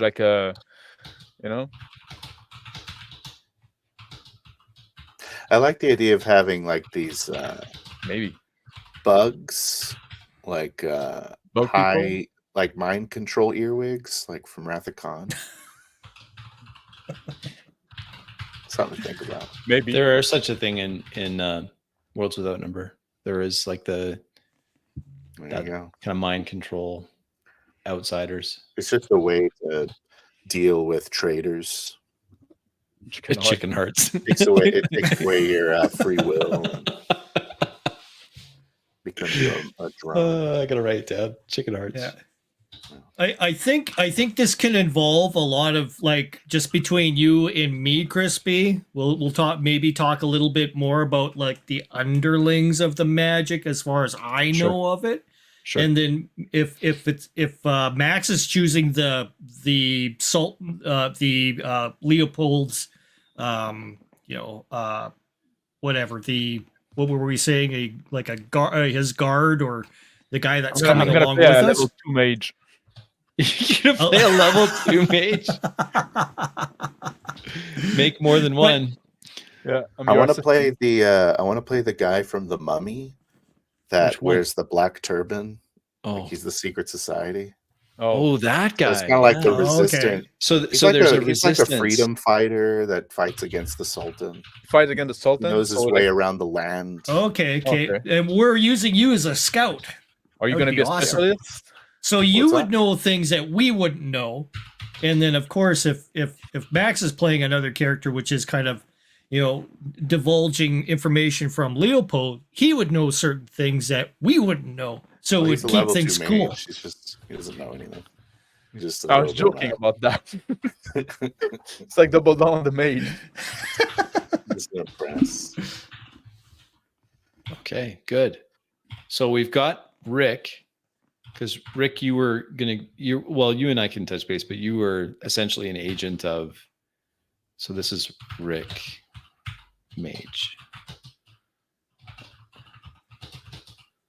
So like Advisor to the young king. Is that what you're saying? Leopold, yeah. the Sultan has stopped like sending aid to the villages that are near the Aratu. Okay. And so we've developed a sort of citizens force. It's all pretty badass. In case you were wondering if it was badass. But are you known to the Sultan? Like, does he think that you're on his side and that you're like go out? You can walk around among higher society and shit like that. That's just something you'll have to find out when you ask about my backstory. Yeah. But I want to know now. No. This new Max that stands while he's doing videos is totally different than the old Max. I'm actually the Sultan's good, much more dynamic. I like it. All right. Okay, so we've got a pretty good idea, or I've got a pretty good idea of some conflicts that we can use. It's starting to take shape. I've got Phil. You're okay with this idea that you're the native to the desert type. I'm not a goblin, but I'm happy with it. Now that would mean you're playing a scout freedom fighter, some kind of martial class, or are you okay with that? Expert? Yeah. Or an expert? You could be an expert. Probably not. No. Okay. So you can be an adventurer, part warrior, part expert. Yeah, you could do adventure. Or you can be warrior. What do you want to be? What do you think? So you're saying there's expert? If you're going to lead the militia, then I would say warrior, right? Because you're leading the militia. But I want to be like, I think I can get by with 3 skill points at level. Yeah, I'm sure you can. So you're going to be the warrior. Yeah. Okay. Rick is mage. Rick, you are a brave man. Okay. We already knew that. All right, but where would you fit in, Max? I'm sent to guide the mage, to help him on his way. Oh, okay. And protect him. So I'm gonna be an adventurer, part warrior, part expert. Probably. Okay. Yeah. Maybe I should be. So this is now. How much is your mage? Oh, sorry. Go ahead, Phil. Sorry. I said maybe I should do that too. Like I kind of want to be a little stealthy. I want to be able to ride a horse. Yeah, sure. I need all my combat. Mm-hmm. So I don't know if that's. Well, you can pick a background that would work for that. I should be a leader. Yeah, I'm very careful. People listen to me. Yeah, absolutely. You can choose a background that'll help you with those skills. Okay. And then you'll have focus and other skill points that you can spend to get. Let's just say I'm also the adventurer. Okay. Well, then I'll maybe do something else then. Good. So you want to be the adventurer? Should be a warrior anyways. Why? No, because I'm also sending to your bodyguard. Here's an idea. Max, tell me what you think about this. In the deluxe version of the rules, there's some, I know. There's some extra classes. And no, I'm not suggesting you play an elf. There is a specific there's a class that I thought might be interesting is if you're going to be the companion of the mage. Yeah. And what is it here? Maybe I'm misremembering, but maybe it's in a different book. Basically, what you are is an anti-mage. So you would be there if the mage goes bad. You take the mage out. So you're his protector, but you're also to ensure that the mage. You're like the check and balance. That's interesting. I'll be done with that. But also, what I was thinking, maybe I could be like a adventurer, but part warrior, part mage. Okay, so here's some others. What's this? Like, you know, maybe I was Like a afraid part mage. You want to do a part mage because there's something called a skin shifter. No, but like you know, like the adventurer, right? You Yes. you pick like it's kind of like a mix between Oh two yeah, classes, right? yeah. No, I know what you're Okay. saying. Yes, If Phil is doing like the adventurer, doing part warrior, part expert, you can do a different type of I can adventure. do adventurer, part warrior, part mage, and maybe that's the thing with my guy, right? Maybe he was a prospect of becoming a mage, didn't quite make the cut, so now he's just becoming like this guard, right? He kind of know a bit of stuff. He can be somewhat useful, but let me show you what the options are, and we can discuss which one best fits what you want to do. Yeah. So let's look at this. Crispy is saying he's going to make your character. What's that? Shut your mouth. No, okay, here. So hold on. This probably works best because there is such a thing as a partial mage, partial warrior. Yeah. And let me just show it to you, and you can get an idea of what you give up and what you gain. Okay, so the partial mage. All right, I'm gonna share this other one here. Because like in the base rules, right? There's like the this is the base rules. Mage, the warrior, the expert, and then the adventurer. And then the adventurer. And the adventurer, I have the adventurer page up right here. Yep. And let me just get it so you can see a little better. Partial expert, partial mage. So the adventurer is a mix of the two, right? Yeah. So you can be a spell singing swordsman, right? Partial mage, partial warrior, which is what you were talking about, correct? Yeah. Is that? Well, at first I was talking about partial expert, partial warrior, but then Phil wanted to steal this idea. Oh, Phil, dang it. We could both do that if you want to. So if you are a partial mage, you gain that arcane tradition, which means you get to pick a magical tradition for your powers. Now, your magical tradition doesn't have to be high mage. There are other types of mage that you could look through in the base rules and decide. So maybe Phil, if he wants to be from the desert, maybe his partial mage is necromancy. Well, Phil might not have a partial mage. If he's doing partial expert, partial warrior. He's doing expert warrior. That's right. Yeah. So with the expert warrior, you get you treat it just like a full expert, but you don't get the masterful expertise. So you get extra skill points, but you won't get that ability. Reroll. You know what I mean? So there's some trade-offs here. You gotta just reroll every time. Yeah. But you get more skill points. You get more skill points. You don't get to reroll. You get more skill points. So if you wanted to have that leadership ability and all those other things, you'd have more skill points. So and I guess you don't get the super shock or something. Or what? That's the partial warrior. You can still do that if you want. You'd have to pick that as one of your focuses. Like as you pick your focus or one of your foci. But what do you lose? So what you lose from warrior is you do not get the veteran's luck, which means you get to turn in one, you can turn a miss into a hit, and you do not get the killing blow, which gives you extra damage. Okay. But you get the better to hit roll. Yeah. So if you're a partial, you do. You get a decent attack bonus. If you're a partial expert, partial warrior, you start with 3 foci. 1 expert, 1 warrior, and 1 enemy. Right? And we're going to level 5. So you get 5d6 plus 10 hit points is decent, plus whatever you have in your constitution modifier. And you'll have a +4 on your base attack bonus. It's actually pretty decent. What about the partial mage? Let's don't scroll. Stay there for a while. Yep. So I can read. Right there. Yep. 5d6 plus 10 plus 4 plus focus, 1 warrior, 1 any. Oh, I don't get a mage focus at first. So you do. You start with the arcane tradition. So it says partial mage is treated as a mage. You just will have fewer. You'll have fewer spells per day, and you'll have fewer known spells. Yeah, maybe. Yeah. What do you think, Phil? I think I want to go partial mage, partial warrior. It's like you're just doing that to mess with him. Everybody's slinging spells down. Now, can you scroll up to the top of it? I certainly can. I'm just fucking with Matt. I'll just go up to here. Are you fucking with me, or you want to do that? Because if you want to do that, I'm gonna go partial expert, partial warrior.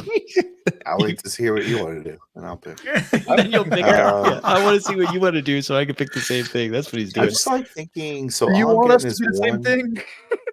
No, I don't. I'm just fucking. I'm sure glad I picked the mage. I am too. I'm done. I'm out of absolutely here now. ecstatic. Yeah. Thank you, Rick. You're a I don't know good if the man. expert's worth it, but we'll do it anyways. Expert and warrior. You want to do Warrior, those? let's lock that pickle. Okay. All So right. you're doing the expert warrior. Yeah. Until you say what you're gonna do.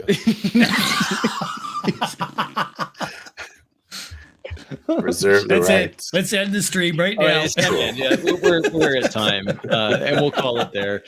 So, Are we calling it there? so no, I just want to go back here so I'm clear, and I want to You want show the this so character? everyone's clear on it, what we're doing. Let's roll the character. You want to roll the characters? Okay, let's do it. Yeah, You got why your not? yeah, I absolutely. got more bourbon to drink. So to roll the characters, the way I did mine, just because I get some fighting. I'm okay if you roll in order if you want, that's fine. That's the purists that are watching this are going to cringe like crazy. OBS. Let's just see here. I don't even have my thing. I have my open. dice roll already. Yeah, I I don't have either. mine. I have Oh, we mine can to do that. it. Bam, bam, bam. So here's what you're going to do. You're going to roll 4d6, drop the lowest. Yeah, my first one is 11. Big Bad, you've got an iron constitution if you've stuck around for this long. All right, so 4d6, drop lowest, and then roll that for your 6 attributes. Set this again. up. See if I can just switch cameras. Or... If anyone needs me to roll, I can roll for. I'm actually just going to restart because I think my connection's getting weird. I'll be right back. Yep. My first one is a 10. Okay. Bum, bum, bum, bum. That's a 10. Ooh, that's a 17. Fantastic. There you go. There's your intelligence.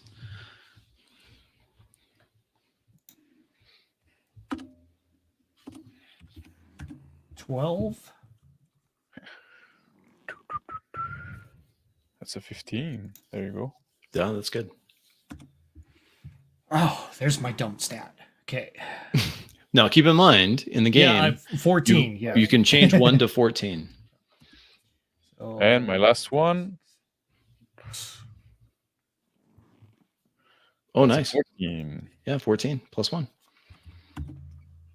So I can change 1 for 14. Anyone? Yep. Yeah, you can change one of them to a 14. So I'm going to change my 10 to 14. Yep. And then gives it a plus 1. Yeah, And then so just that's assign. 11, 11, 14, 15, 12, 14. Yeah, that's fine.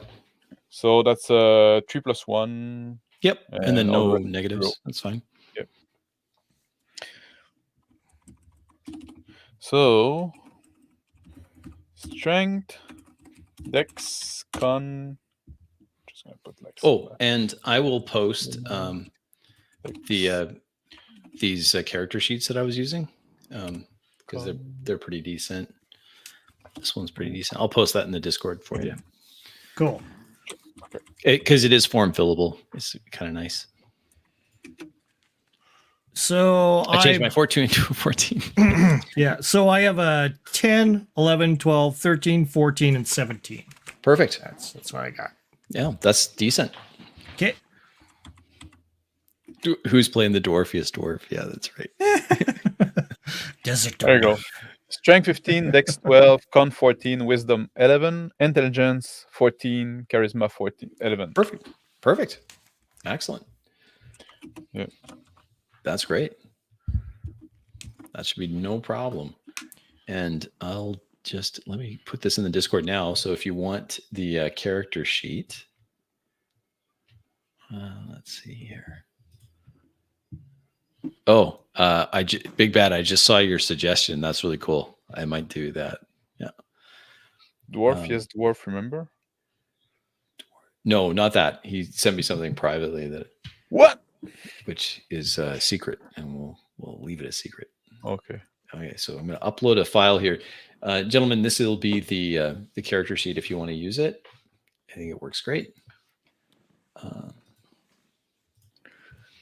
and it's in the Discord for you. Awesome. So I have to turn on All Discord again.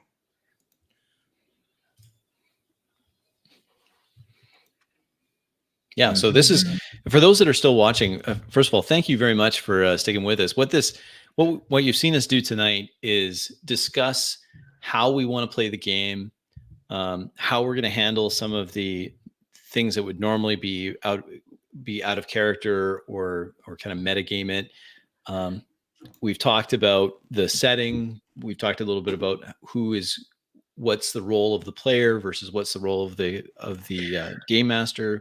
Who's going to be describing what? Had a little bit of talk about the tone of the game, and then we created together this beginning adventure, an obstacle that's pressing on the party. So what is this? Like what is the big thing? We went through that. I think this is great. There's lots of stuff here. I put via chicken hearts in here, but I don't think I will end up using the chicken hearts, but you never know. I might. And this is really helpful for me because as I'm thinking about this fantasy, I've already got the broad strokes of it. It's helpful for the players because now they're not just dropped into a world they don't know anything about. They know some things about this We're world. invested now. We have our, we have our ideas. Yeah. It makes. Sorry, Rick, go ahead. No, it makes for, where we get to do what we want to do as players. Yes. Technically. So, you're not Crispy is not forcing us to do a certain thing. It's so we can all have a cool thing that we want to do. That's the thing. Yeah, I think it's helpful to do this. I've done this in my in-person game and it's been a big hit. Players were excited to be able to, hey, well, what I think it'd be cool if we had this. I'm like, great, let's put that in there. Or can we have that? Well, this is the time to do that so that we can avoid those types of questions when we're playing the game. So we don't want to have situations the way we play it. It's jarring for us when someone has to stop and say, hey, would I know if this desert has been here for a long time? Would I know if the king is who the king is? And now, we have ownership, and we don't feel like we're going into the world of the GM. We're going into the world of those characters, right? So we can make assumptions. We can just it free us to put stuff on the fly. It's exactly. It does free you to do things on the fly. It also makes more sense in that I've already set the parameters. I'd like you to start at 5th level, which means you've existed for some time. Yep. Now you can start thinking about, backstories that would actually work. Like, what were you doing before? Like, for example, Max has already said, well, I had ambitions to be a mage, but it didn't work out.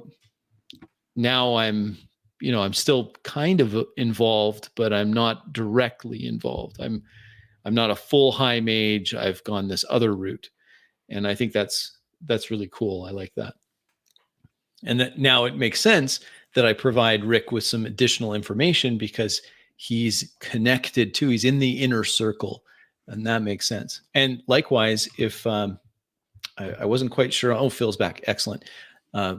So we want to, with Phil's character, it makes sense then that he would have some more local knowledge, and I'll just make sure that he has that local knowledge for the desert. He knows how to survive in the desert. He knows some of the people there. He's got connections already. We spent quite a bit of time talking about how to use the connect skill.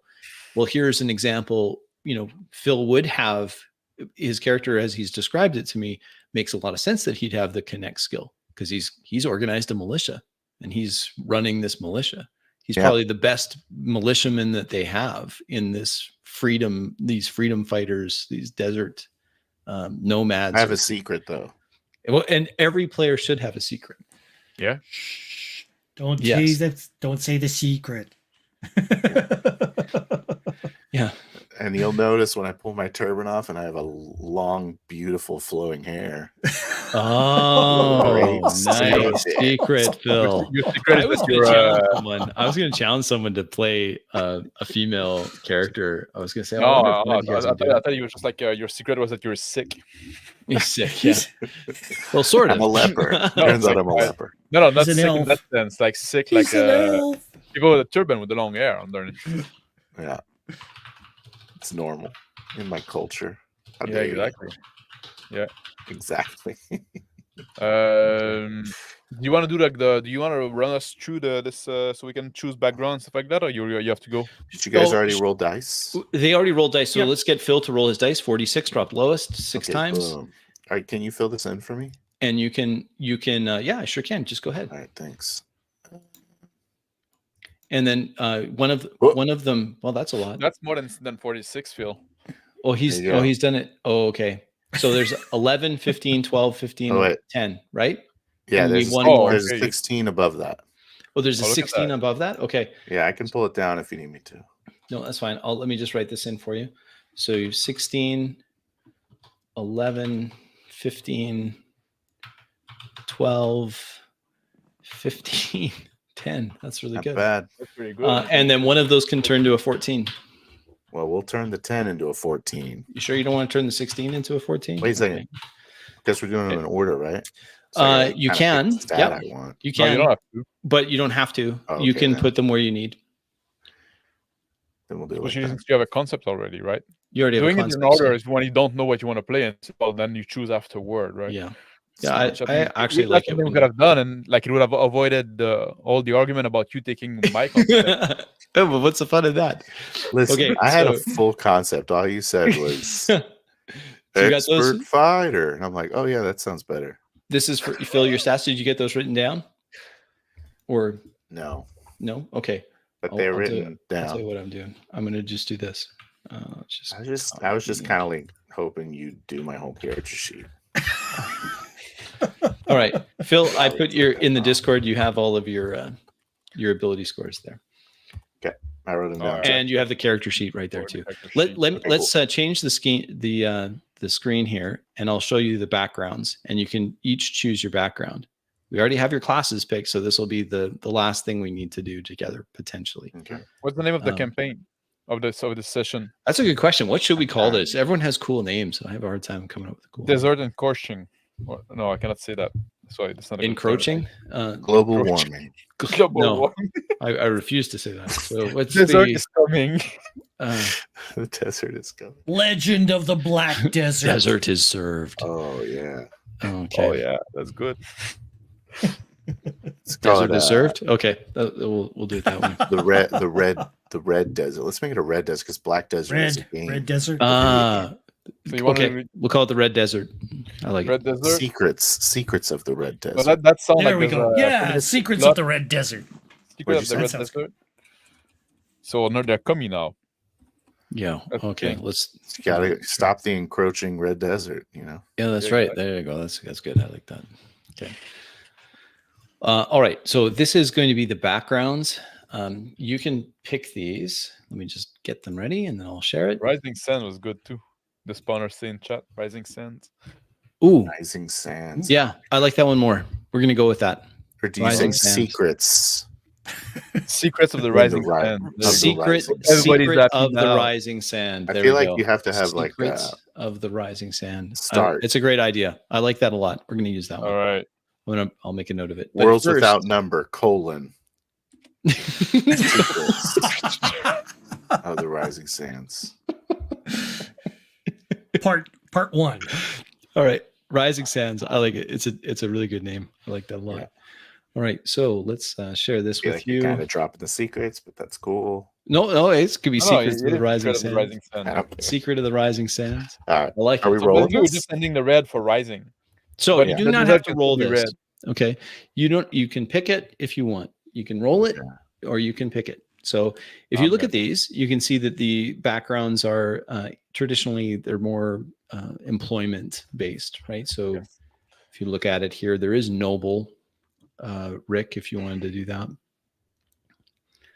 This is pre level 1. This is pre-level 1. Yeah. Okay, so we've already lived Yeah, beyond and then this. when you pick those, then we'll do the what you can do in the, because each background. Let me just skip ahead a little bit so you can see. An artisan, you can either take you always get the free skill. So you're going to get craft 0 on that. Then you can either take the quick skills, which will be trade and connect, or alternatively, you can roll. 3 times. No, 2 times. Pick Yeah. 2. So Pick 2 from learning. Roll 3 options. from. I'll go here. I'm messing this up. Yeah. You either gain the 2 quick. Yes. You pick or you roll twice on the learn. Yes. Or you roll 3 times. 3 times, and you can split it however you want. Yeah. No. I uploaded a choose book, one method. A book. You can choose one of those. Oh, you uploaded the book on Discord? Okay. Yeah. So here's your option. You can roll 3 times, split the rolls as you wish between growth and learning, but you have to just go with whatever it is you get. Or you pick 2 skills from the background's learning table, except for the any skill. You can't pick that. Or you just go with the quick. So here's what it looks like. Yeah, do one, please. So if I chose artisan as my background, and I get the free skill, craft 0, I get that. That's mine. Okay. Then I could just say, to be done with it, I'm just going to take trade 0 and connect 0, and then I'm done. That's it for my background. Or I take my free craft and I pick 2 from the learning table. That's this one here. I can pick 2 of them. So I say, okay, I'm going to take craft, and then I'm going to pick 2 of these. I think you got it wrong. So it's right here. Except for the any skill. Oh, okay. No, it's just like, why is it retarded that they put like the learning on the far end? I don't know. They did. That's where it is. So that's, you actually pick those. So I'm going to do convince, and I'm going to do that. Or you can roll 3 times, and you can split it between either growth or learning. So you can do 2 growth and 1 learning, or you can split them. You roll 3 times, splitting the rolls as you wish between growth and learning for your background. So you choose before you roll, eh? Yep. Okay, well, definitely rolling then. Good, excellent. That's fun. So does everyone have a background picked? That makes sense. Oh. I think I'm gonna go noble. Noble? Well, I'm also going noble, so that's a fun coincidence. Oh, you don't go nomad? You're not going to do nomad? Well, noble would work well. No, but they both would work. I'm going to just. I was only half joking. What do I want? Rising Sands. I love that name. What are you going with over there, Rick? I'm kind of tied between. Maybe we all know. Like, man, scholar. Scholar would be scholar. That sounds more like your background, though, Max. The scholar that failed. I think I'm going to take peasant. You're going to go peasant? Okay. Yeah. All right. Phil is peasant. So what are you picking, Rick? I'll pick last. People stop stealing my thunder. Phil's. Are you going to go peasant? If you want, if you're having a hard time picking, you can just roll d20. Take what you get. No, I know. I can pick. Mm-hmm. I'll make something work, right? Doesn't really matter. Can I start short forms?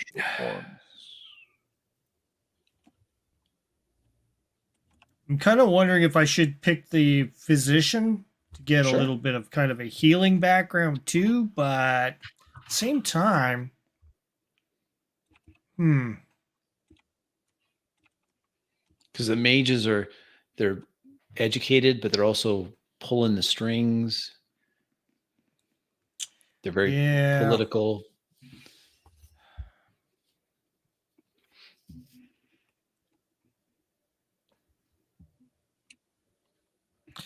Well, the old man's got to be a courtesan. Yeah, that's right. It's a looker.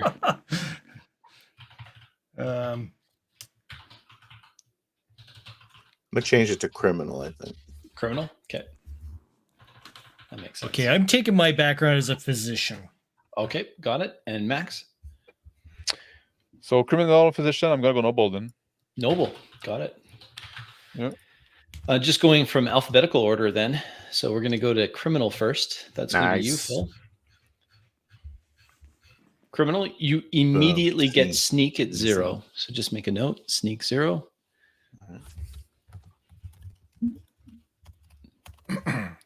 Then you get to choose. You don't have to choose all of your roles at first. So you can say, I'm going to start my first role at growth, and then I'll go learning, and then I'll go back to growth. Or you can say growth, then learning. Let's talk power gaming. So if I take 2 plus 2 mental, yes, what does that give you? Nothing. So it depends on where you put your mental, because looking at your stats here, you have a stat at 16. So depending on where you put that stat, if you add 2 to that stat, it would put you at 18, which gives you a +2 instead of a +1. So when does the +1 start? +1 starts at 14. Oh, wow. Okay. Stats are garbage. You already have really good stats, so I'm not sure. Yeah, you do have very good start, motherfucker. I think you might just want to do 3 in learning. What's wrong with having more good stats? So here's something else that if you roll learning and you get any combat, then you could choose whether that's punch, stab, or shoot. Yeah. Do I roll it or connect? If you have sneak at 0, Phil, right here. Yeah. If you so happen to roll sneak on a D8, goes to a 1. It goes to a 1. I can't pick it, or can I? If you pick it, so you just pick 2 in learning instead of rolling 3. Yeah, if I pick sneak, do I have sneak 1 then? If you pick the sneak, only way that makes sense, I guess. Yeah, I don't know that it would make sense. I think if you're going to pick sneak, you're probably better to roll D8 3 times, honestly. But you could roll D8 3 times on learning. Well, you can roll some D8, some D6. Yeah, you can. But you can roll D6 and get a 6 because they're lame. All right. So your first one. Well, yeah. If you don't have like a stat that you can turn into, like, because you're gonna have a +1 anyway. If you can, right. like, you have to bring it to 18 to bring it to a +2. So that's kind of lame, right? I get it. All right, here it comes. You ready? Yep. First one. Boom. What is it? 4. Convince. Yeah, we can fucking read that. Convince 0. Oh yeah, we can read that now. Oh yeah, it's purple, isn't it? Damn. Okay. All right, here goes the second one. Yep. Boom. Connect. 3. Connect. Gosh. Right on. He's got connect. I was hoping he'd have connect. Okay. And then 6. Notice. Things. All right. So you get, these are your 3. You have sneak. You have convince. You have notice. You have this one here. My years of looking on the horizon. Yeah, that's great. Okay, so next up, we have our noble. Noble. Get lead immediately. Get ready for me to spawn lead 0. 1,000 NPCs. I'm looking forward to it. Oh, shite. All right. Let's roll that bitch. D8. Damn. Connect. Oh, God, yes. Good choice. Good choice. It's a good thing we spent a good 15 minutes talking about connect. Every character is going to have it. Any combat, so that's going to be stab. Nice. Obviously. And lead goes to 1. Oh, fuck. How much do you love lead? Yeah. Okay. That's it. Then, I didn't want fucking lead. I want ride. You should have picked. Well, you can always pick it later because you're going to be level 5. You'll have plenty of you're going to be able to take it. All right, so physician, here we go. You get heal to start off with. Okay. 0. Oh, that's cool, being a physician. D8. Going to change you from the last game. You take no? What's no? Watch him get connect again. Is that 7? Just lore? A 7 is convince. That makes sense. Okay. It's your mage behind the scenes. And that is at what's the 0. Starts at 0. They're all at 0. Okay. Yeah, starts at 0. Okay. And then again, 8. 8 is trade. Right on.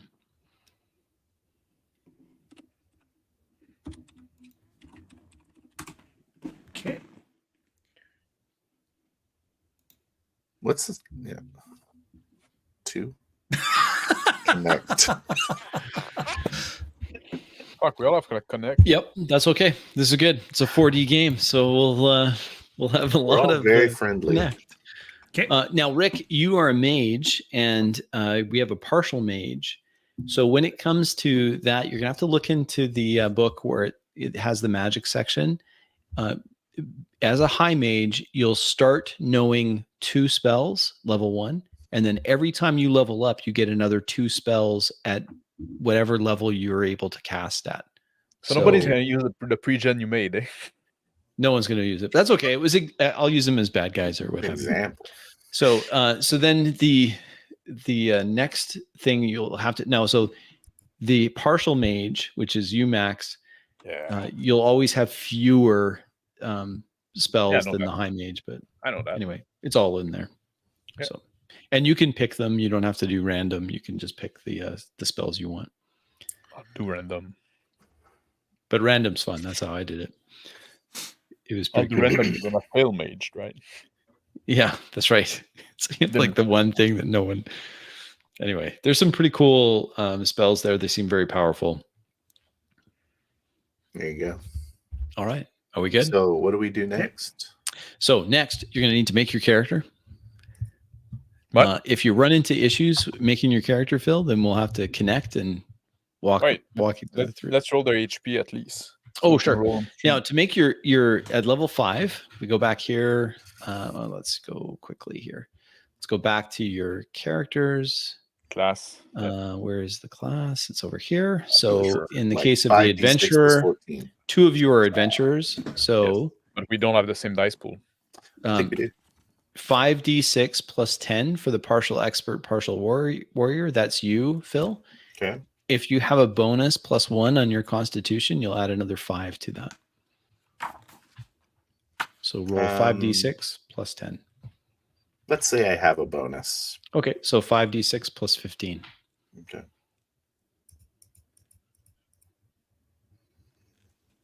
Is that Perfect. 19? 19 plus 15. Plus 15. 34 hit points. All right. Now we've got the partial mage, partial warrior. Yes, You were the same. 5d6 plus 10 if you don't have a plus 1 on your constitution. I think you did have a plus so 1. You did a 5d6 plus 15. Wow. Look at that. What a great roll that is. Are you serious? That's You rolled crazy. 66, bro. That's cheating. Oh, I rolled he rolled 66. Oh, okay. So he has to re-roll. There you Get go. outta Re-roll. here. The last one I rolled was the 5. Yeah. I bet it was. You still have the Pull the you still 5 have out. the April I think Fools it's more on proper the to just pull Sophies. the 5 out. Right. All right. There we go. There we go. That's better. So 20 plus 15. 35. 35. One And more now- than me, you bitch. Yeah, that's right. Serves you right, Phil. All right. Now for you, mage, if you have a plus 1 on your con, that would be helpful. Nope. Okay. I have a So con at 12. So You roll 5d6, take 5 away. 5d6, take away 5. Yes. Okay.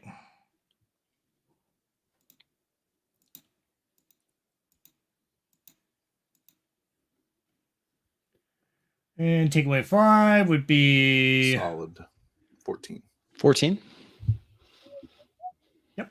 Okay. So you'd have 14 hit points. Not a ton. There is this really cool focus for mages that you should be aware of. I wasn't aware of it until I made my mage.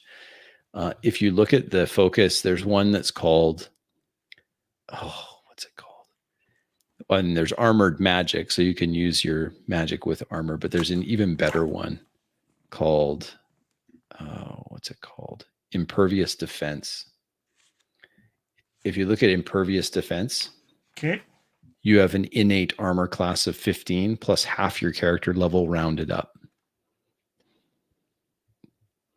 Something to consider when you're a soft mage. You're just doing this. You're doing karate. Good night, Justin. Thanks for watching. Anyway, don't want to choose those for you, but you can take a look at that. There's some options there for you if you're a squishy mage. I'm gonna read through this and figure out. Yeah, take a look at it and see. For sure. All right. Well, that's good. Cool. So we should be hopefully ready as long as we don't run into any major issues fleshing out those characters. We've already done a lot of the backstory side, so the heavy lifting in the setting has been done, and we should be ready to play next week, hopefully, if everyone's available. Do you know the name of the instrument that they play in like songs in the Middle East where it goes? I don't. It's like a horn. Maybe. Yeah, I don't. But I know what you're. I can hear it in my mind. I just don't know what it's called. That's the musical instrument that plays when I enter a scene. Okay, so I need to find that wave file so that I can have it in my soundboard. I was going to use. There's like a lady that goes.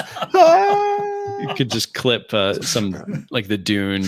Or we'll just clip this and we'll use that. Phil's voice. I already nailed it. Awesome.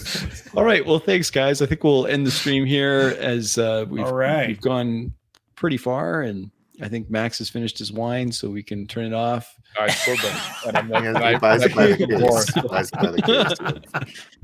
Thank you so much for your time. Again, different one this week, but yeah, this is what we do typically when we're getting stuff ready. The social contract's a little new, but I'm glad we did that. That was time well spent for me. Thanks for watching. Thanks for everyone that watches on the replay. Please subscribe to the gentleman's channels below. You've got Phil the Thrill, 28mm RPG, and Reactionary Principle Gaming with Max Boivin, and myself. I'm Table Runner Crispy. Until next time, thanks for watching.